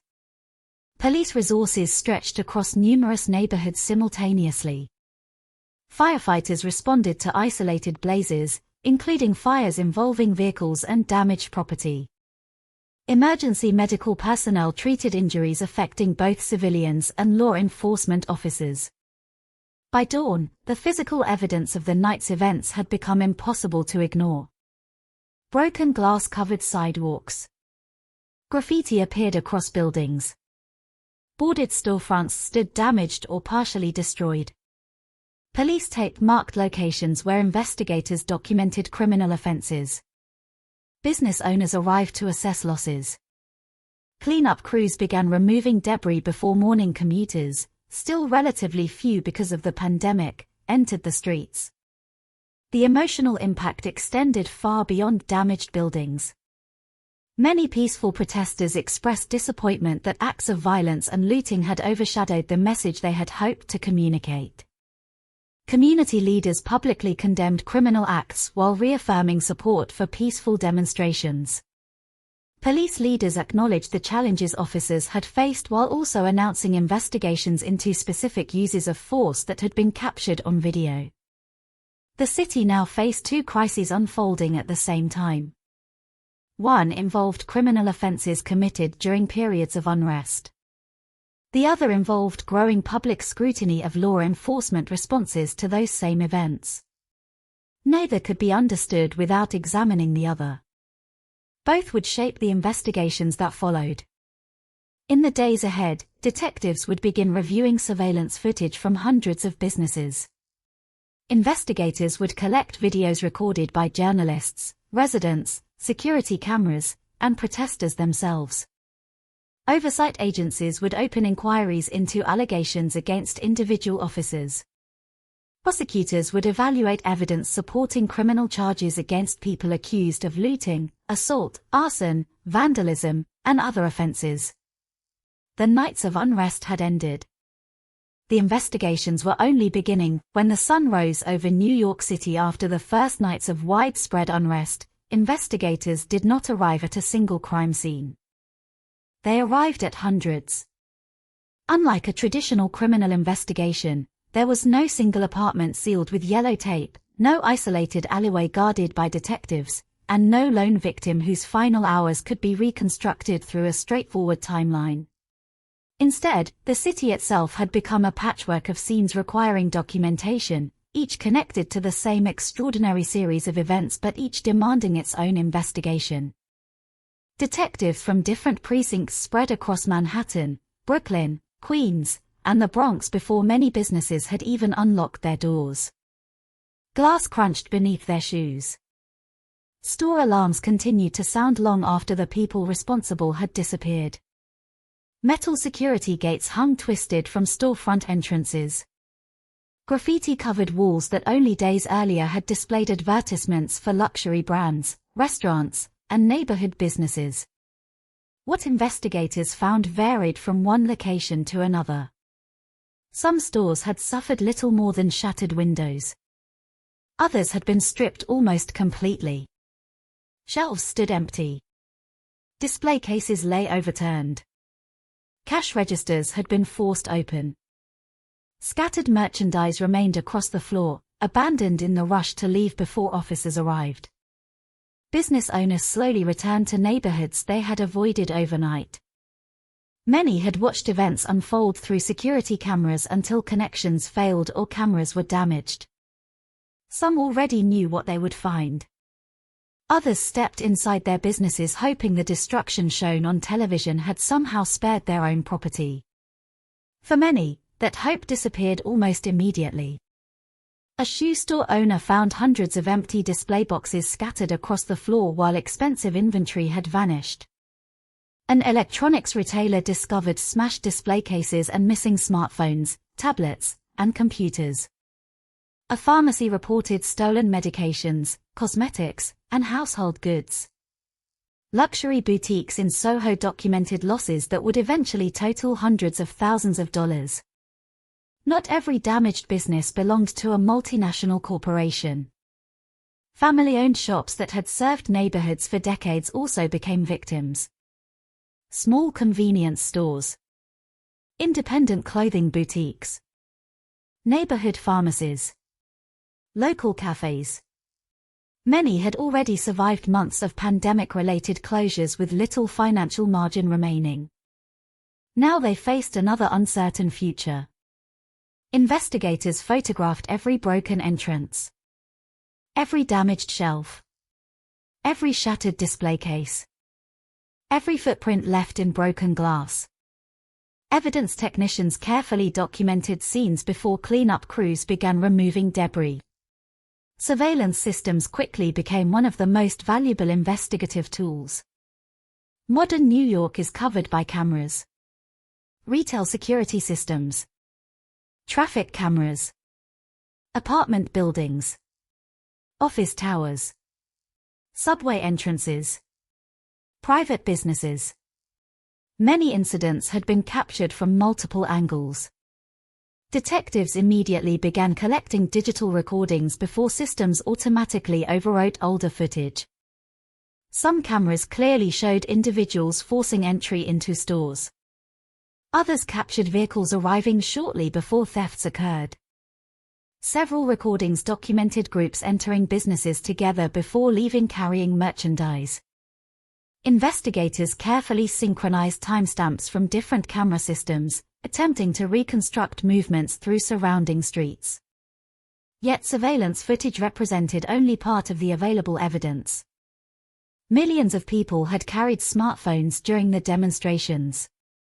Journalists, residents, tourists, protesters, police officers. Nearly everyone had been recording something. Videos appeared across social media platforms within minutes of being filmed. Some showed peaceful demonstrations. Others documented crimes. Some recorded police actions. Others captured suspects fleeing damaged businesses. Investigators soon recognized that public recordings might prove just as valuable as traditional surveillance cameras. Detectives began reviewing countless hours of publicly available footage. Individual frames were enlarged. Clothing descriptions were compared. Distinctive tattoos, backpacks, shoes, and facial coverings became important identifying details. A person appearing briefly in one cell phone video might later appear more clearly in footage recorded by another witness several blocks away. The investigation quickly became a massive exercise in assembling thousands of visual fragments into coherent timelines. Meanwhile, police supervisors compiled reports from officers deployed throughout the city. Each report described different experiences. Some units encountered peaceful crowds that dispersed without incident. Others reported projectiles thrown toward police lines. Several officers described responding to active burglaries while demonstrations continued nearby. Medical reports documented injuries affecting both civilians and law enforcement personnel. These accounts formed another layer of evidence. Investigators understood that no single report captured the entire picture. Only by comparing multiple sources could they begin understanding how events unfolded.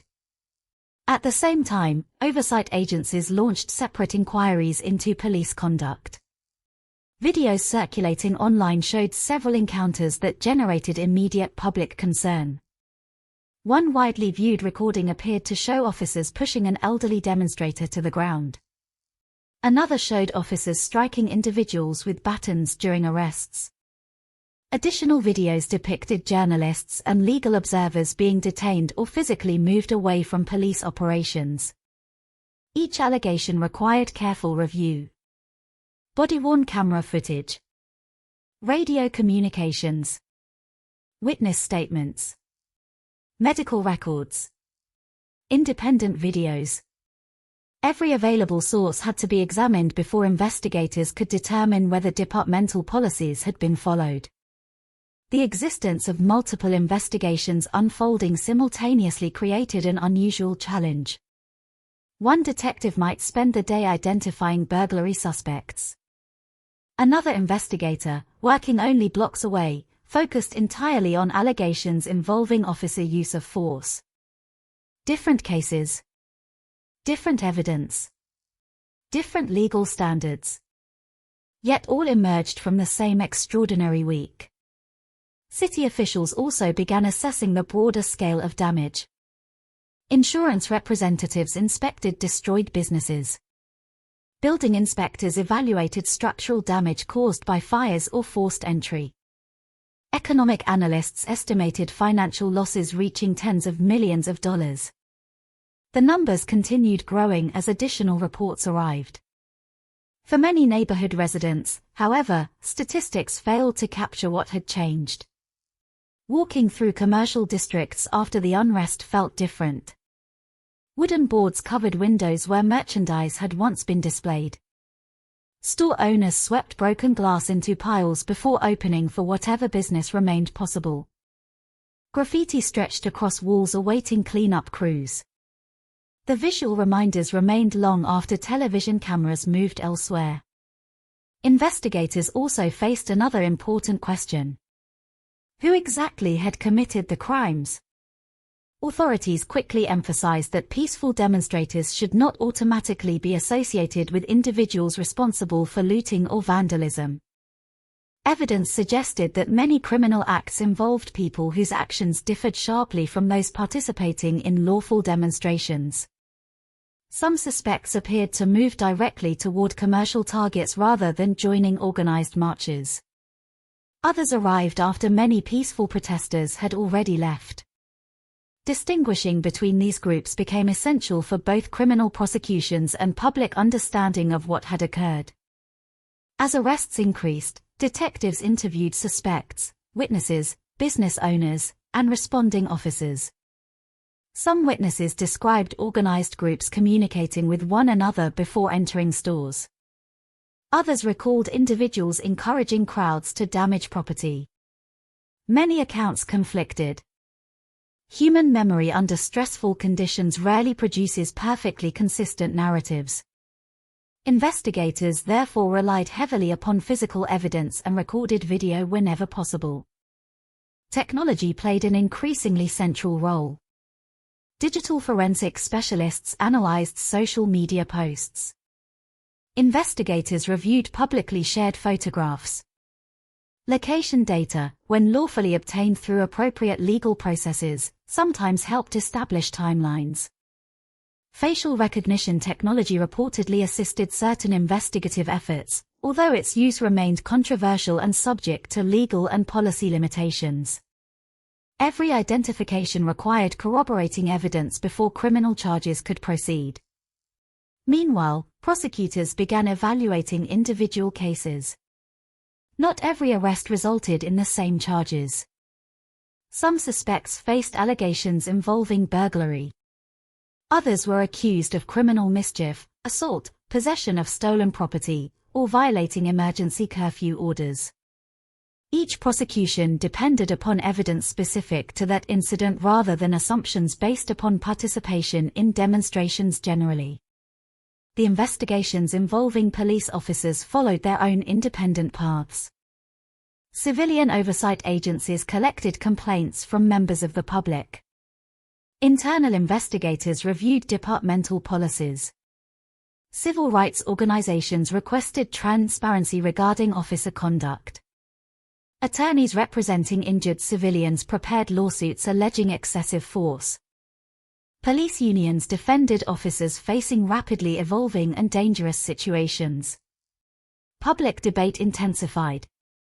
Some argued officers had shown remarkable restraint despite extraordinary circumstances.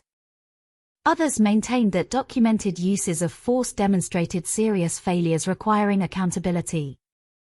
Investigators understood that public opinion could not replace evidence. Every allegation deserved careful examination. Every conclusion required factual support. As the days passed, detectives assembled increasingly detailed timelines. Videos from dozens of cameras aligned with radio transmissions. Witness interviews clarified uncertain moments. Recovered merchandise connected suspects to specific businesses. Search warrants produced additional evidence in some cases. Bit by bit, isolated incidents became clearer. Yet the larger picture remained extraordinarily complex. There had never been one crime. There had been hundreds. Some involved theft. Others involved property damage. Some centered on assaults. Others focused on allegations against law enforcement.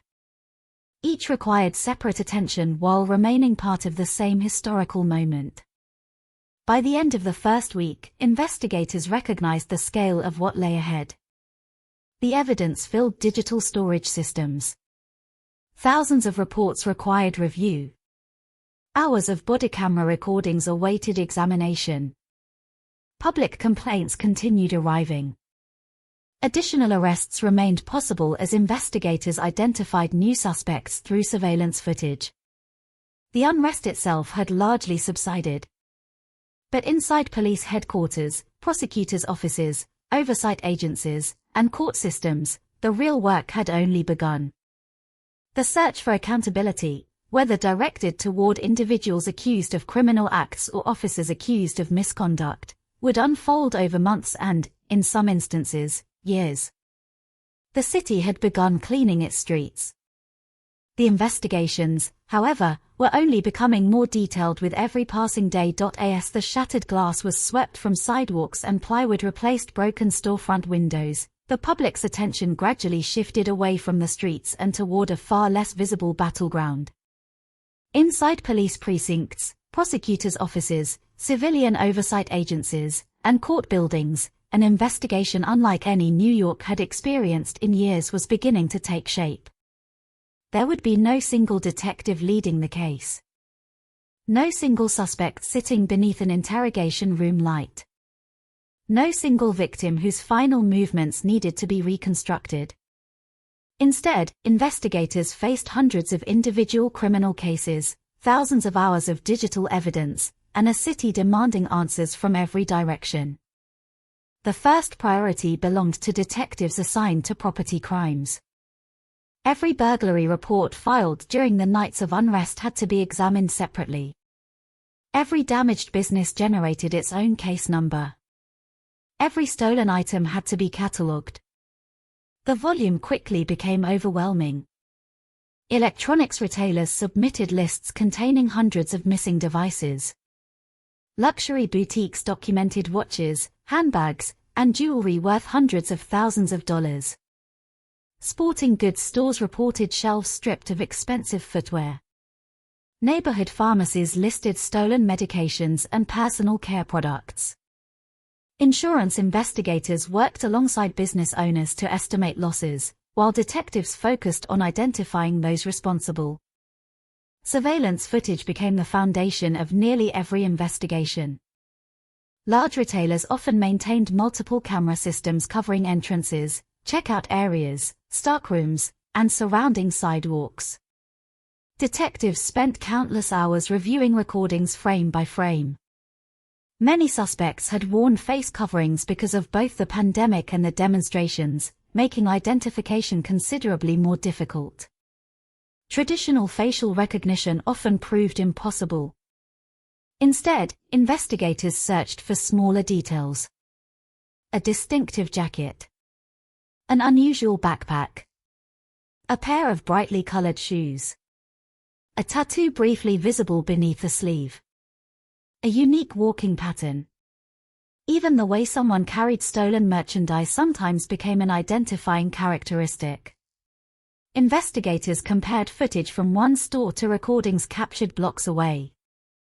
The same individual who appeared for only seconds inside one business might later be seen more clearly by another security camera outside a subway station.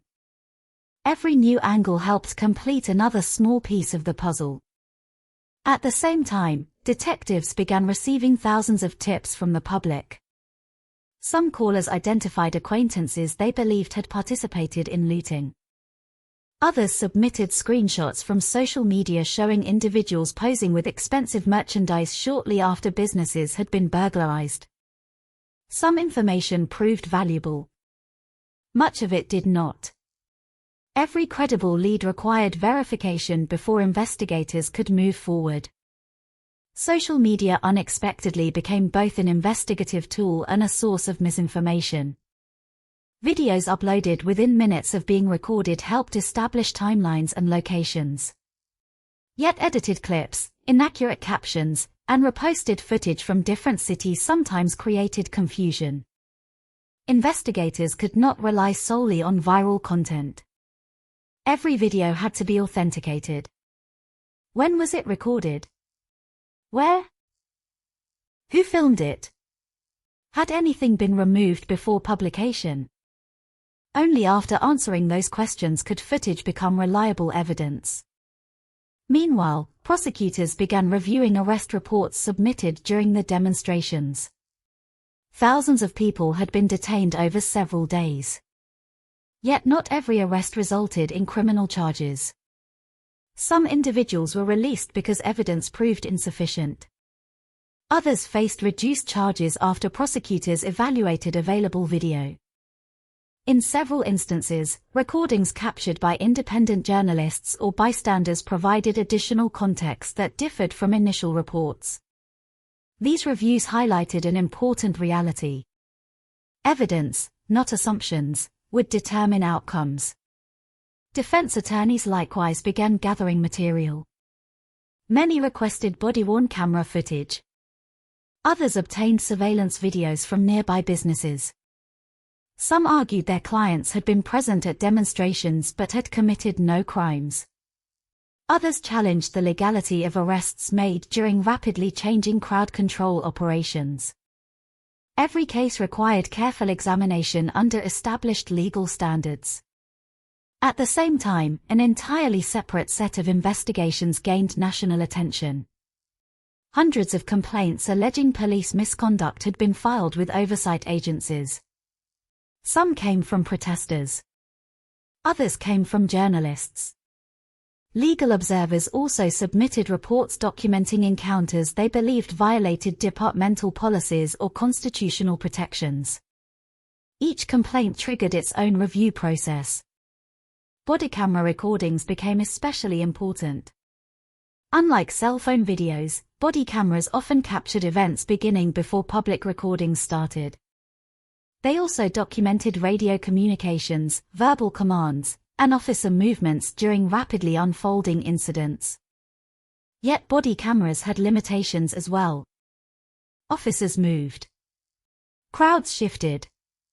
Objects blocked views. No single recording captured every angle. Investigators therefore compared body camera footage with surveillance systems, helicopter recordings, media coverage, and civilian videos whenever possible.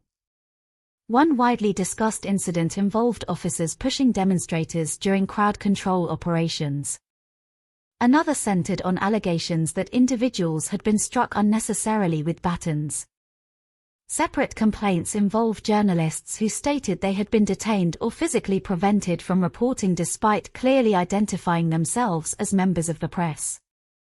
Each allegation followed its own investigative path. Witnesses were interviewed. Medical records reviewed. Policies examined. Command decisions analyzed. Oversight officials sought to determine not simply what happened, but whether actions complied with departmental rules governing the use of force. Public interest remained intense. Civil rights organizations demanded accountability where misconduct occurred. Police unions emphasized the extraordinary dangers officers faced while responding to simultaneous disturbances across multiple boroughs. City officials attempted to reassure residents that investigations would proceed independently and based upon evidence rather than political pressure. The challenge extended beyond criminal responsibility.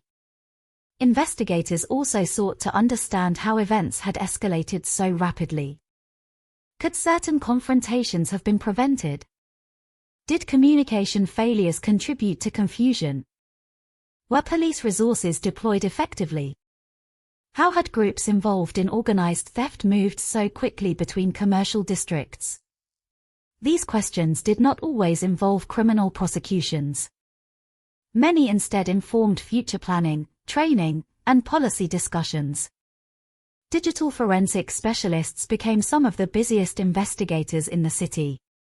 Cell phones lawfully seized during criminal investigations contained photographs, videos, and messages requiring careful analysis. Search warrants authorized access only within legal limits. Evidence technicians extracted data while maintaining detailed chains of custody to ensure material remained admissible in court. Investigators also reviewed online marketplaces after business owners reported stolen merchandise appearing for sale soon after the unrest. Serial numbers from electronics. Unique markings on luxury goods. Store inventory records. All became valuable pieces of evidence connecting recovered property to specific crimes. Some investigations moved quickly. Clear surveillance footage, identifiable suspects, and recovered merchandise produced strong cases. Others stalled almost immediately. Poor video quality. Crowded scenes. Face coverings. Conflicting witness accounts. Limited physical evidence. Not every crime could be solved. Meanwhile, neighborhood detectives continued speaking with business owners whose lives had been dramatically altered. Many interviews extended beyond simple inventories of stolen property. Owners described years spent building family businesses. Employees worried about losing jobs if stores remained closed. Insurance claims promised little immediate relief. Some expressed support for peaceful demonstrations while condemning the destruction they had experienced. Others admitted struggling with conflicting emotions. They understood why people protested. They also questioned why their livelihoods had become collateral damage. Those conversations reminded investigators that financial losses represented only one dimension of the crisis.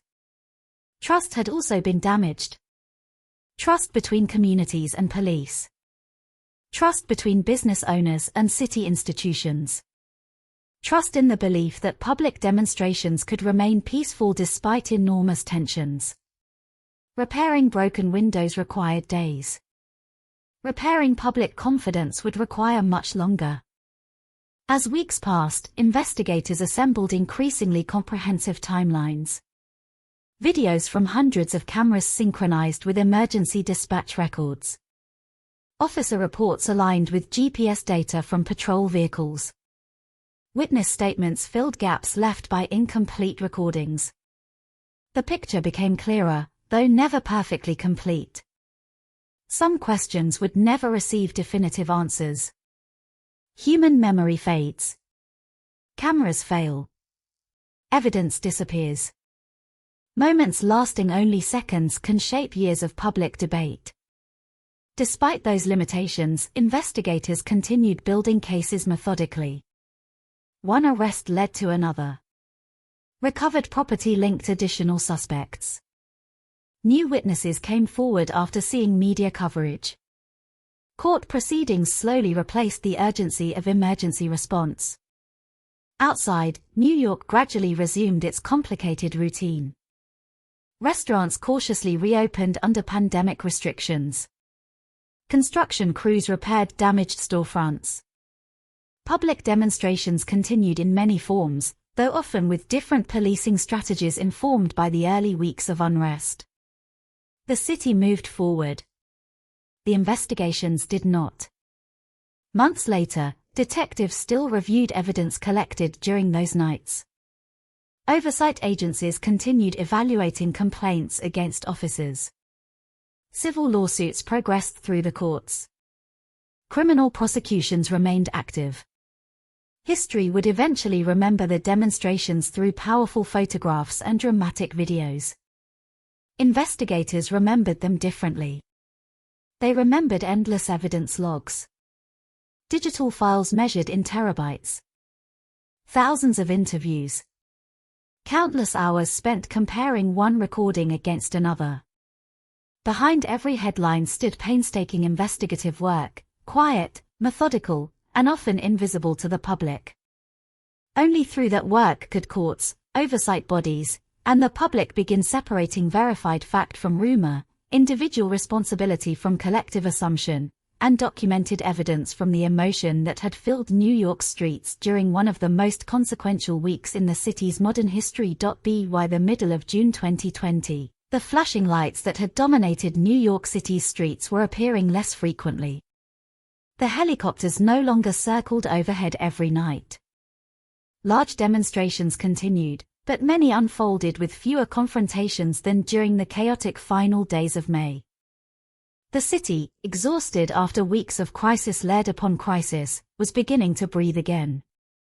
Inside investigative offices, however, the pace had not slowed. If anything, it had intensified. Thousands of digital files had been collected. Hundreds of detectives, prosecutors, analysts, and oversight investigators were still trying to answer a question that had become more complicated with every passing day. Who had done what? The answer could not come from emotion. It had to come from evidence. That realization marked the first major turning point. During the earliest days of the unrest, much of the public conversation had relied on dramatic images shared across television broadcasts and social media. A burning police vehicle. A shattered luxury storefront. An officer swinging a baton. A protester throwing an object. Each image carried enormous emotional weight. Yet investigators quickly discovered that isolated moments rarely explained entire events. A 10-second video might begin with officers pushing through a crowd. Another recording, captured from a different angle, might reveal that projectiles had been thrown moments earlier. Likewise, footage showing broken storefront windows often failed to reveal who had damaged them or when. The investigation therefore shifted away from individual viral clips and toward complete timelines. Analysts began synchronizing hundreds of recordings using timestamps, traffic signals, emergency dispatch logs, and even changing weather conditions visible in the background. Digital mapping software allowed investigators to reconstruct movements across entire neighborhoods. A suspect seen leaving one store at 9:42 p.m. might appear on another security camera 3 blocks away at 9:47. A vehicle recorded near one burglary could later be identified entering another commercial district. Separate investigations that initially appeared unrelated gradually began connecting. The breakthrough did not come through dramatic confessions. It came through patience. One by one, detectives began identifying repeat patterns. Groups moving together. The same clothing appearing in multiple incidents. The same vehicles. The same routes through Manhattan and Brooklyn. Evidence suggested that some individuals involved in looting had not simply acted spontaneously. Instead, investigators alleged that certain suspects moved deliberately between commercial areas, taking advantage of rapidly changing police deployments during periods of widespread unrest. Each successful identification strengthened additional cases. Search warrants produced stolen merchandise. Recovered electronics retained serial numbers matching inventory records. Luxury handbags seized during investigations corresponded with products reported stolen only hours earlier. Receipts, text messages, surveillance footage, and witness testimony gradually reinforced one another. Instead of relying upon a single piece of evidence, prosecutors increasingly built cases using multiple independent sources. The approach reduced uncertainty. It also strengthened prosecutions. Several investigations benefited from cooperation by witnesses who came forward after the immediate unrest had ended. Some business owners provided additional security recordings that had not initially been available. Residents reviewed footage from home surveillance systems after investigators requested assistance. Employees recognized individuals captured inside stores. Tips continued arriving through police hotlines. Not every lead proved useful. Some consumed hours before being eliminated. Others unexpectedly solved questions that had remained unanswered for weeks. Technology also played an increasingly significant role. Investigators carefully compared thousands of digital photographs. Metadata helped establish when certain recordings had been created. Images uploaded to social media occasionally contained visual details overlooked by those who originally posted them. A distinctive backpack. A damaged sneaker. A unique tattoo visible beneath a rolled sleeve. Small details repeatedly became decisive evidence. Meanwhile, another investigation was progressing along a very different path. Oversight agencies reviewing allegations against police officers reached similar conclusions regarding the importance of complete evidence. Public attention had focused heavily on several widely circulated videos. Yet investigators refused to rely upon any single recording alone. Body camera footage. Additional cell phone videos. Radio transmissions. Officer interviews. Civilian witness statements. Medical documentation. Department policies. Everything required careful comparison. Some complaints were closed after investigators concluded available evidence did not support allegations of misconduct. Others advanced because multiple sources raised substantial questions regarding officer conduct. In several cases, disciplinary proceedings were recommended or initiated based on findings from internal reviews or civilian oversight investigations. Those reviews reinforced an important principle. Accountability could not operate selectively. Individuals accused of burglary or assault deserved investigations based upon evidence. Officers accused of excessive force deserved the same evidentiary standard. Neither criminal charges nor disciplinary findings could rest solely upon public opinion. That distinction became increasingly important as political debate intensified nationwide. Throughout the summer, prosecutors announced additional criminal cases involving individuals accused of offenses committed during the unrest. Some defendants faced burglary charges. Others were prosecuted for criminal possession of stolen property, assault, arson, vandalism, or related offenses. Each case proceeded independently through the courts according to its own evidence. Some defendants accepted plea agreements. Others contested the allegations. Several cases took months, or longer, to resolve. No single courtroom could address the full scope of what had occurred across New York. Parallel to those criminal prosecutions, civil litigation also expanded. Business owners sought compensation for property losses. Individuals injured during demonstrations filed lawsuits alleging excessive force or unlawful arrests. Media organizations challenged actions involving journalists covering the protests. Civil rights groups pursued broader legal claims regarding crowd control tactics. The legal consequences spread across multiple jurisdictions and continued well beyond the demonstrations themselves. City officials likewise initiated broader reviews. Could deployment strategies be improved? Were communication systems effective? Should officers receive additional crowd management training? Did emergency planning adequately distinguish peaceful demonstrators from individuals engaged in criminal activity? The unrest exposed operational challenges that extended beyond individual misconduct. Many agencies concluded that future responses would require significant changes. As these reviews unfolded, another breakthrough emerged, not through criminal evidence, but through public understanding. Early coverage had often presented the unrest as though every event formed one continuous narrative. Investigators increasingly demonstrated that reality had been far more complex. Thousands of New Yorkers had protested peacefully. Some participants volunteered as medics.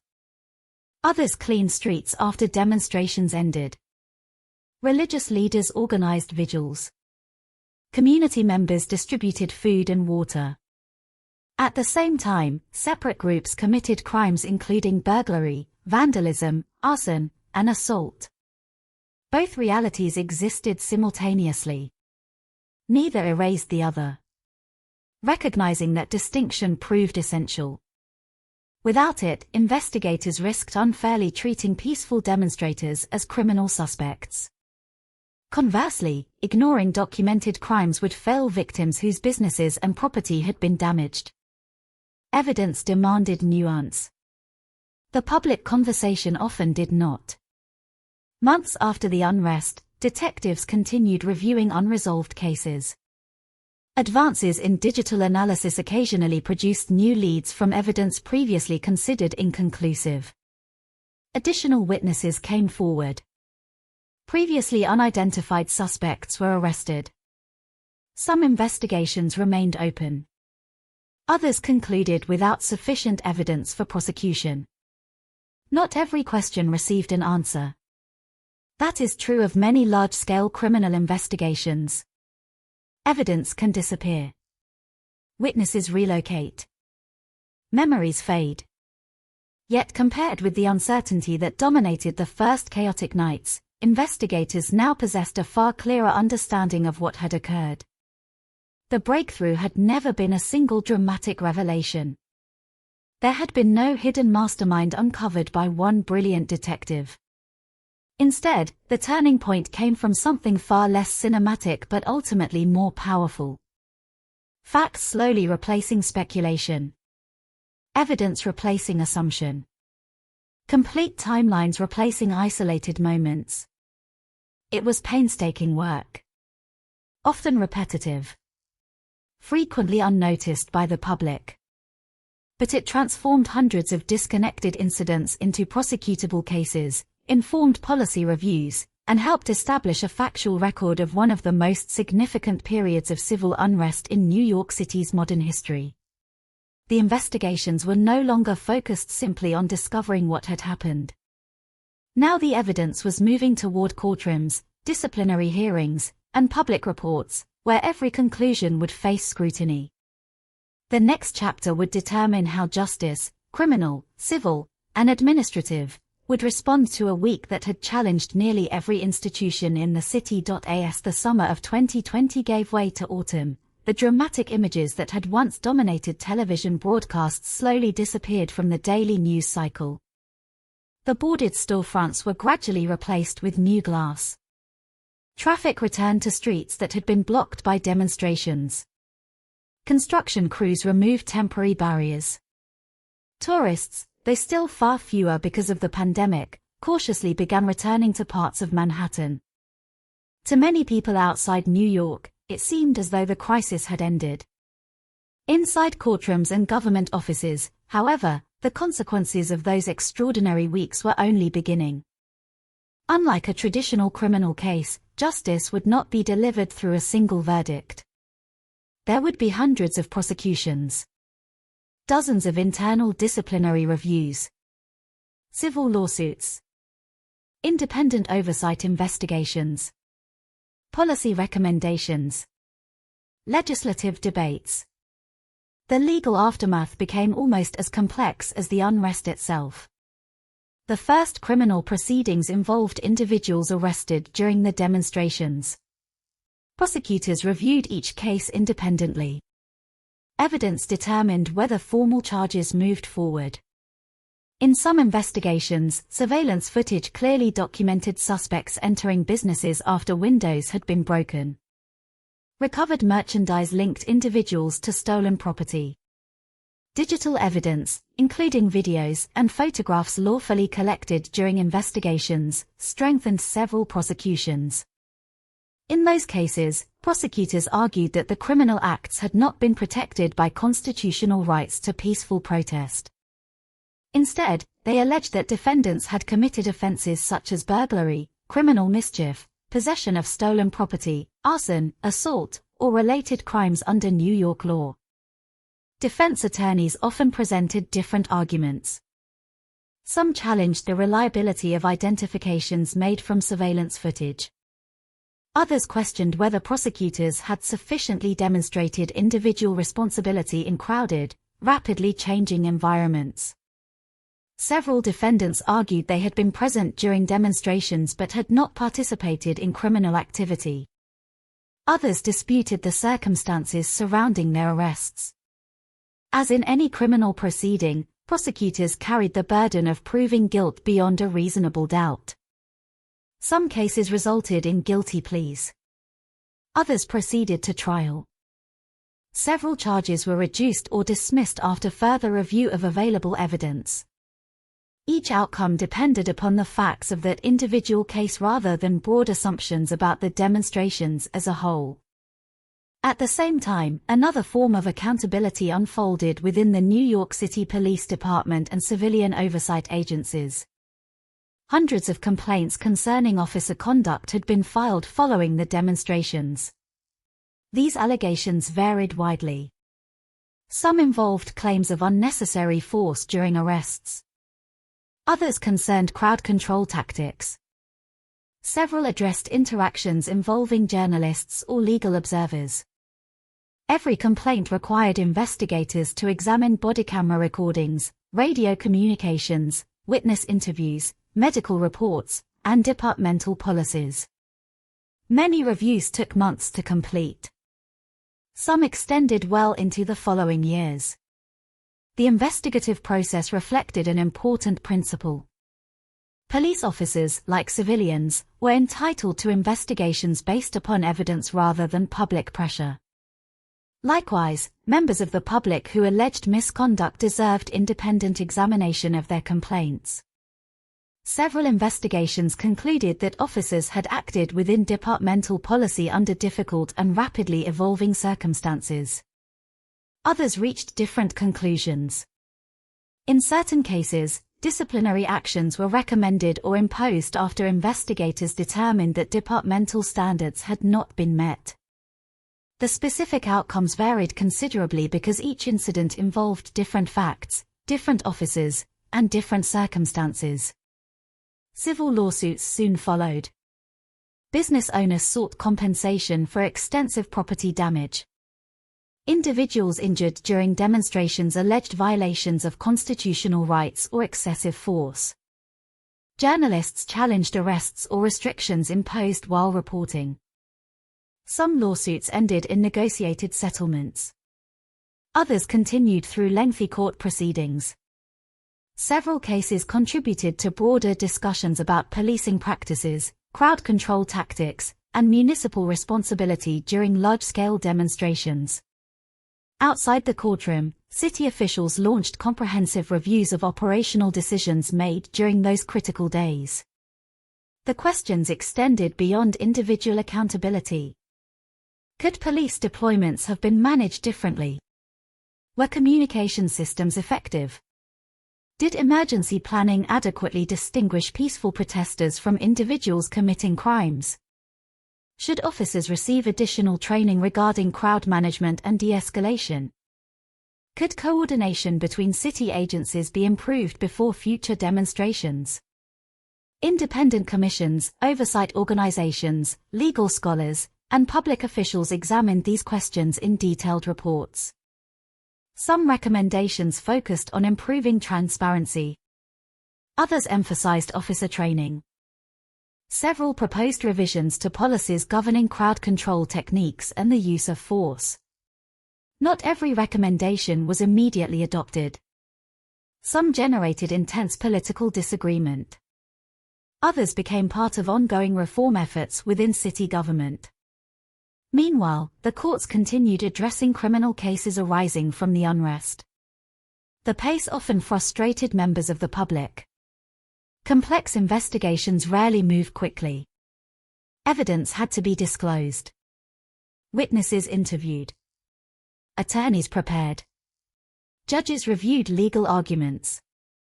Court schedules, already disrupted by the COVID-19 pandemic, delayed many proceedings. Justice, particularly in cases involving extensive digital evidence, required patience. For business owners whose livelihoods had been damaged, the legal process sometimes offered only limited comfort. Insurance claims covered some losses but not all. Some businesses reopened. Others never recovered financially. Employees lost jobs. Neighborhoods temporarily lost long-established local stores that had served residents for decades. For many owners, rebuilding required years rather than months. The emotional cost proved harder to measure than broken windows or stolen merchandise. Police officers likewise experienced lasting consequences. Many continued working extended hours throughout both the demonstrations and the pandemic. Some faced disciplinary investigations. Others became witnesses in criminal prosecutions. Several later described the emotional strain of operating under extraordinary public scrutiny while responding to rapidly changing situations that often involved genuine danger. Many peaceful demonstrators also reflected upon the legal aftermath with mixed emotions. They had marched to demand accountability and reform. Yet many expressed disappointment that acts of looting and violence had diverted attention from those goals. Community leaders repeatedly emphasized that criminal behavior committed during the unrest should not define the broader movement for racial justice. This distinction remained central to public discussions long after the demonstrations ended. One of the most significant outcomes of the legal process was the growing recognition that the events of late May and early June 2020 could not be understood through a single narrative. Court records demonstrated that crimes had occurred. Oversight investigations documented concerns regarding certain police actions. Thousands of people had exercised their constitutional rights peacefully. Some individuals had exploited the situation to commit criminal offenses. These realities coexisted. The justice system addressed them through different mechanisms. Criminal courts evaluated alleged offenses by civilians. Internal disciplinary systems examined officer conduct. Civil courts considered claims for damages. Independent oversight agencies assessed compliance with policy and law. Each institution addressed a different part of the larger picture. Perhaps the greatest challenge facing the justice system was maintaining public confidence while investigations unfolded under intense political and media scrutiny. Every decision attracted criticism from one direction or another. Some believed prosecutions were too aggressive. Others argued they were too lenient. Some believed police officers received unfair criticism. Others insisted misconduct had not been addressed forcefully enough. Judges, investigators, and prosecutors could not resolve those disagreements through public debate. Their responsibility remained the same as in every case. Follow the evidence. Apply the law. Respect due process. Reach conclusions supported by facts. Years later, many of those legal proceedings would no longer dominate headlines. Some cases quietly concluded through plea agreements. Others ended after trials. Several civil lawsuits resulted in settlements without admissions of wrongdoing. Policy reforms continued evolving through legislative action, administrative changes, and judicial review.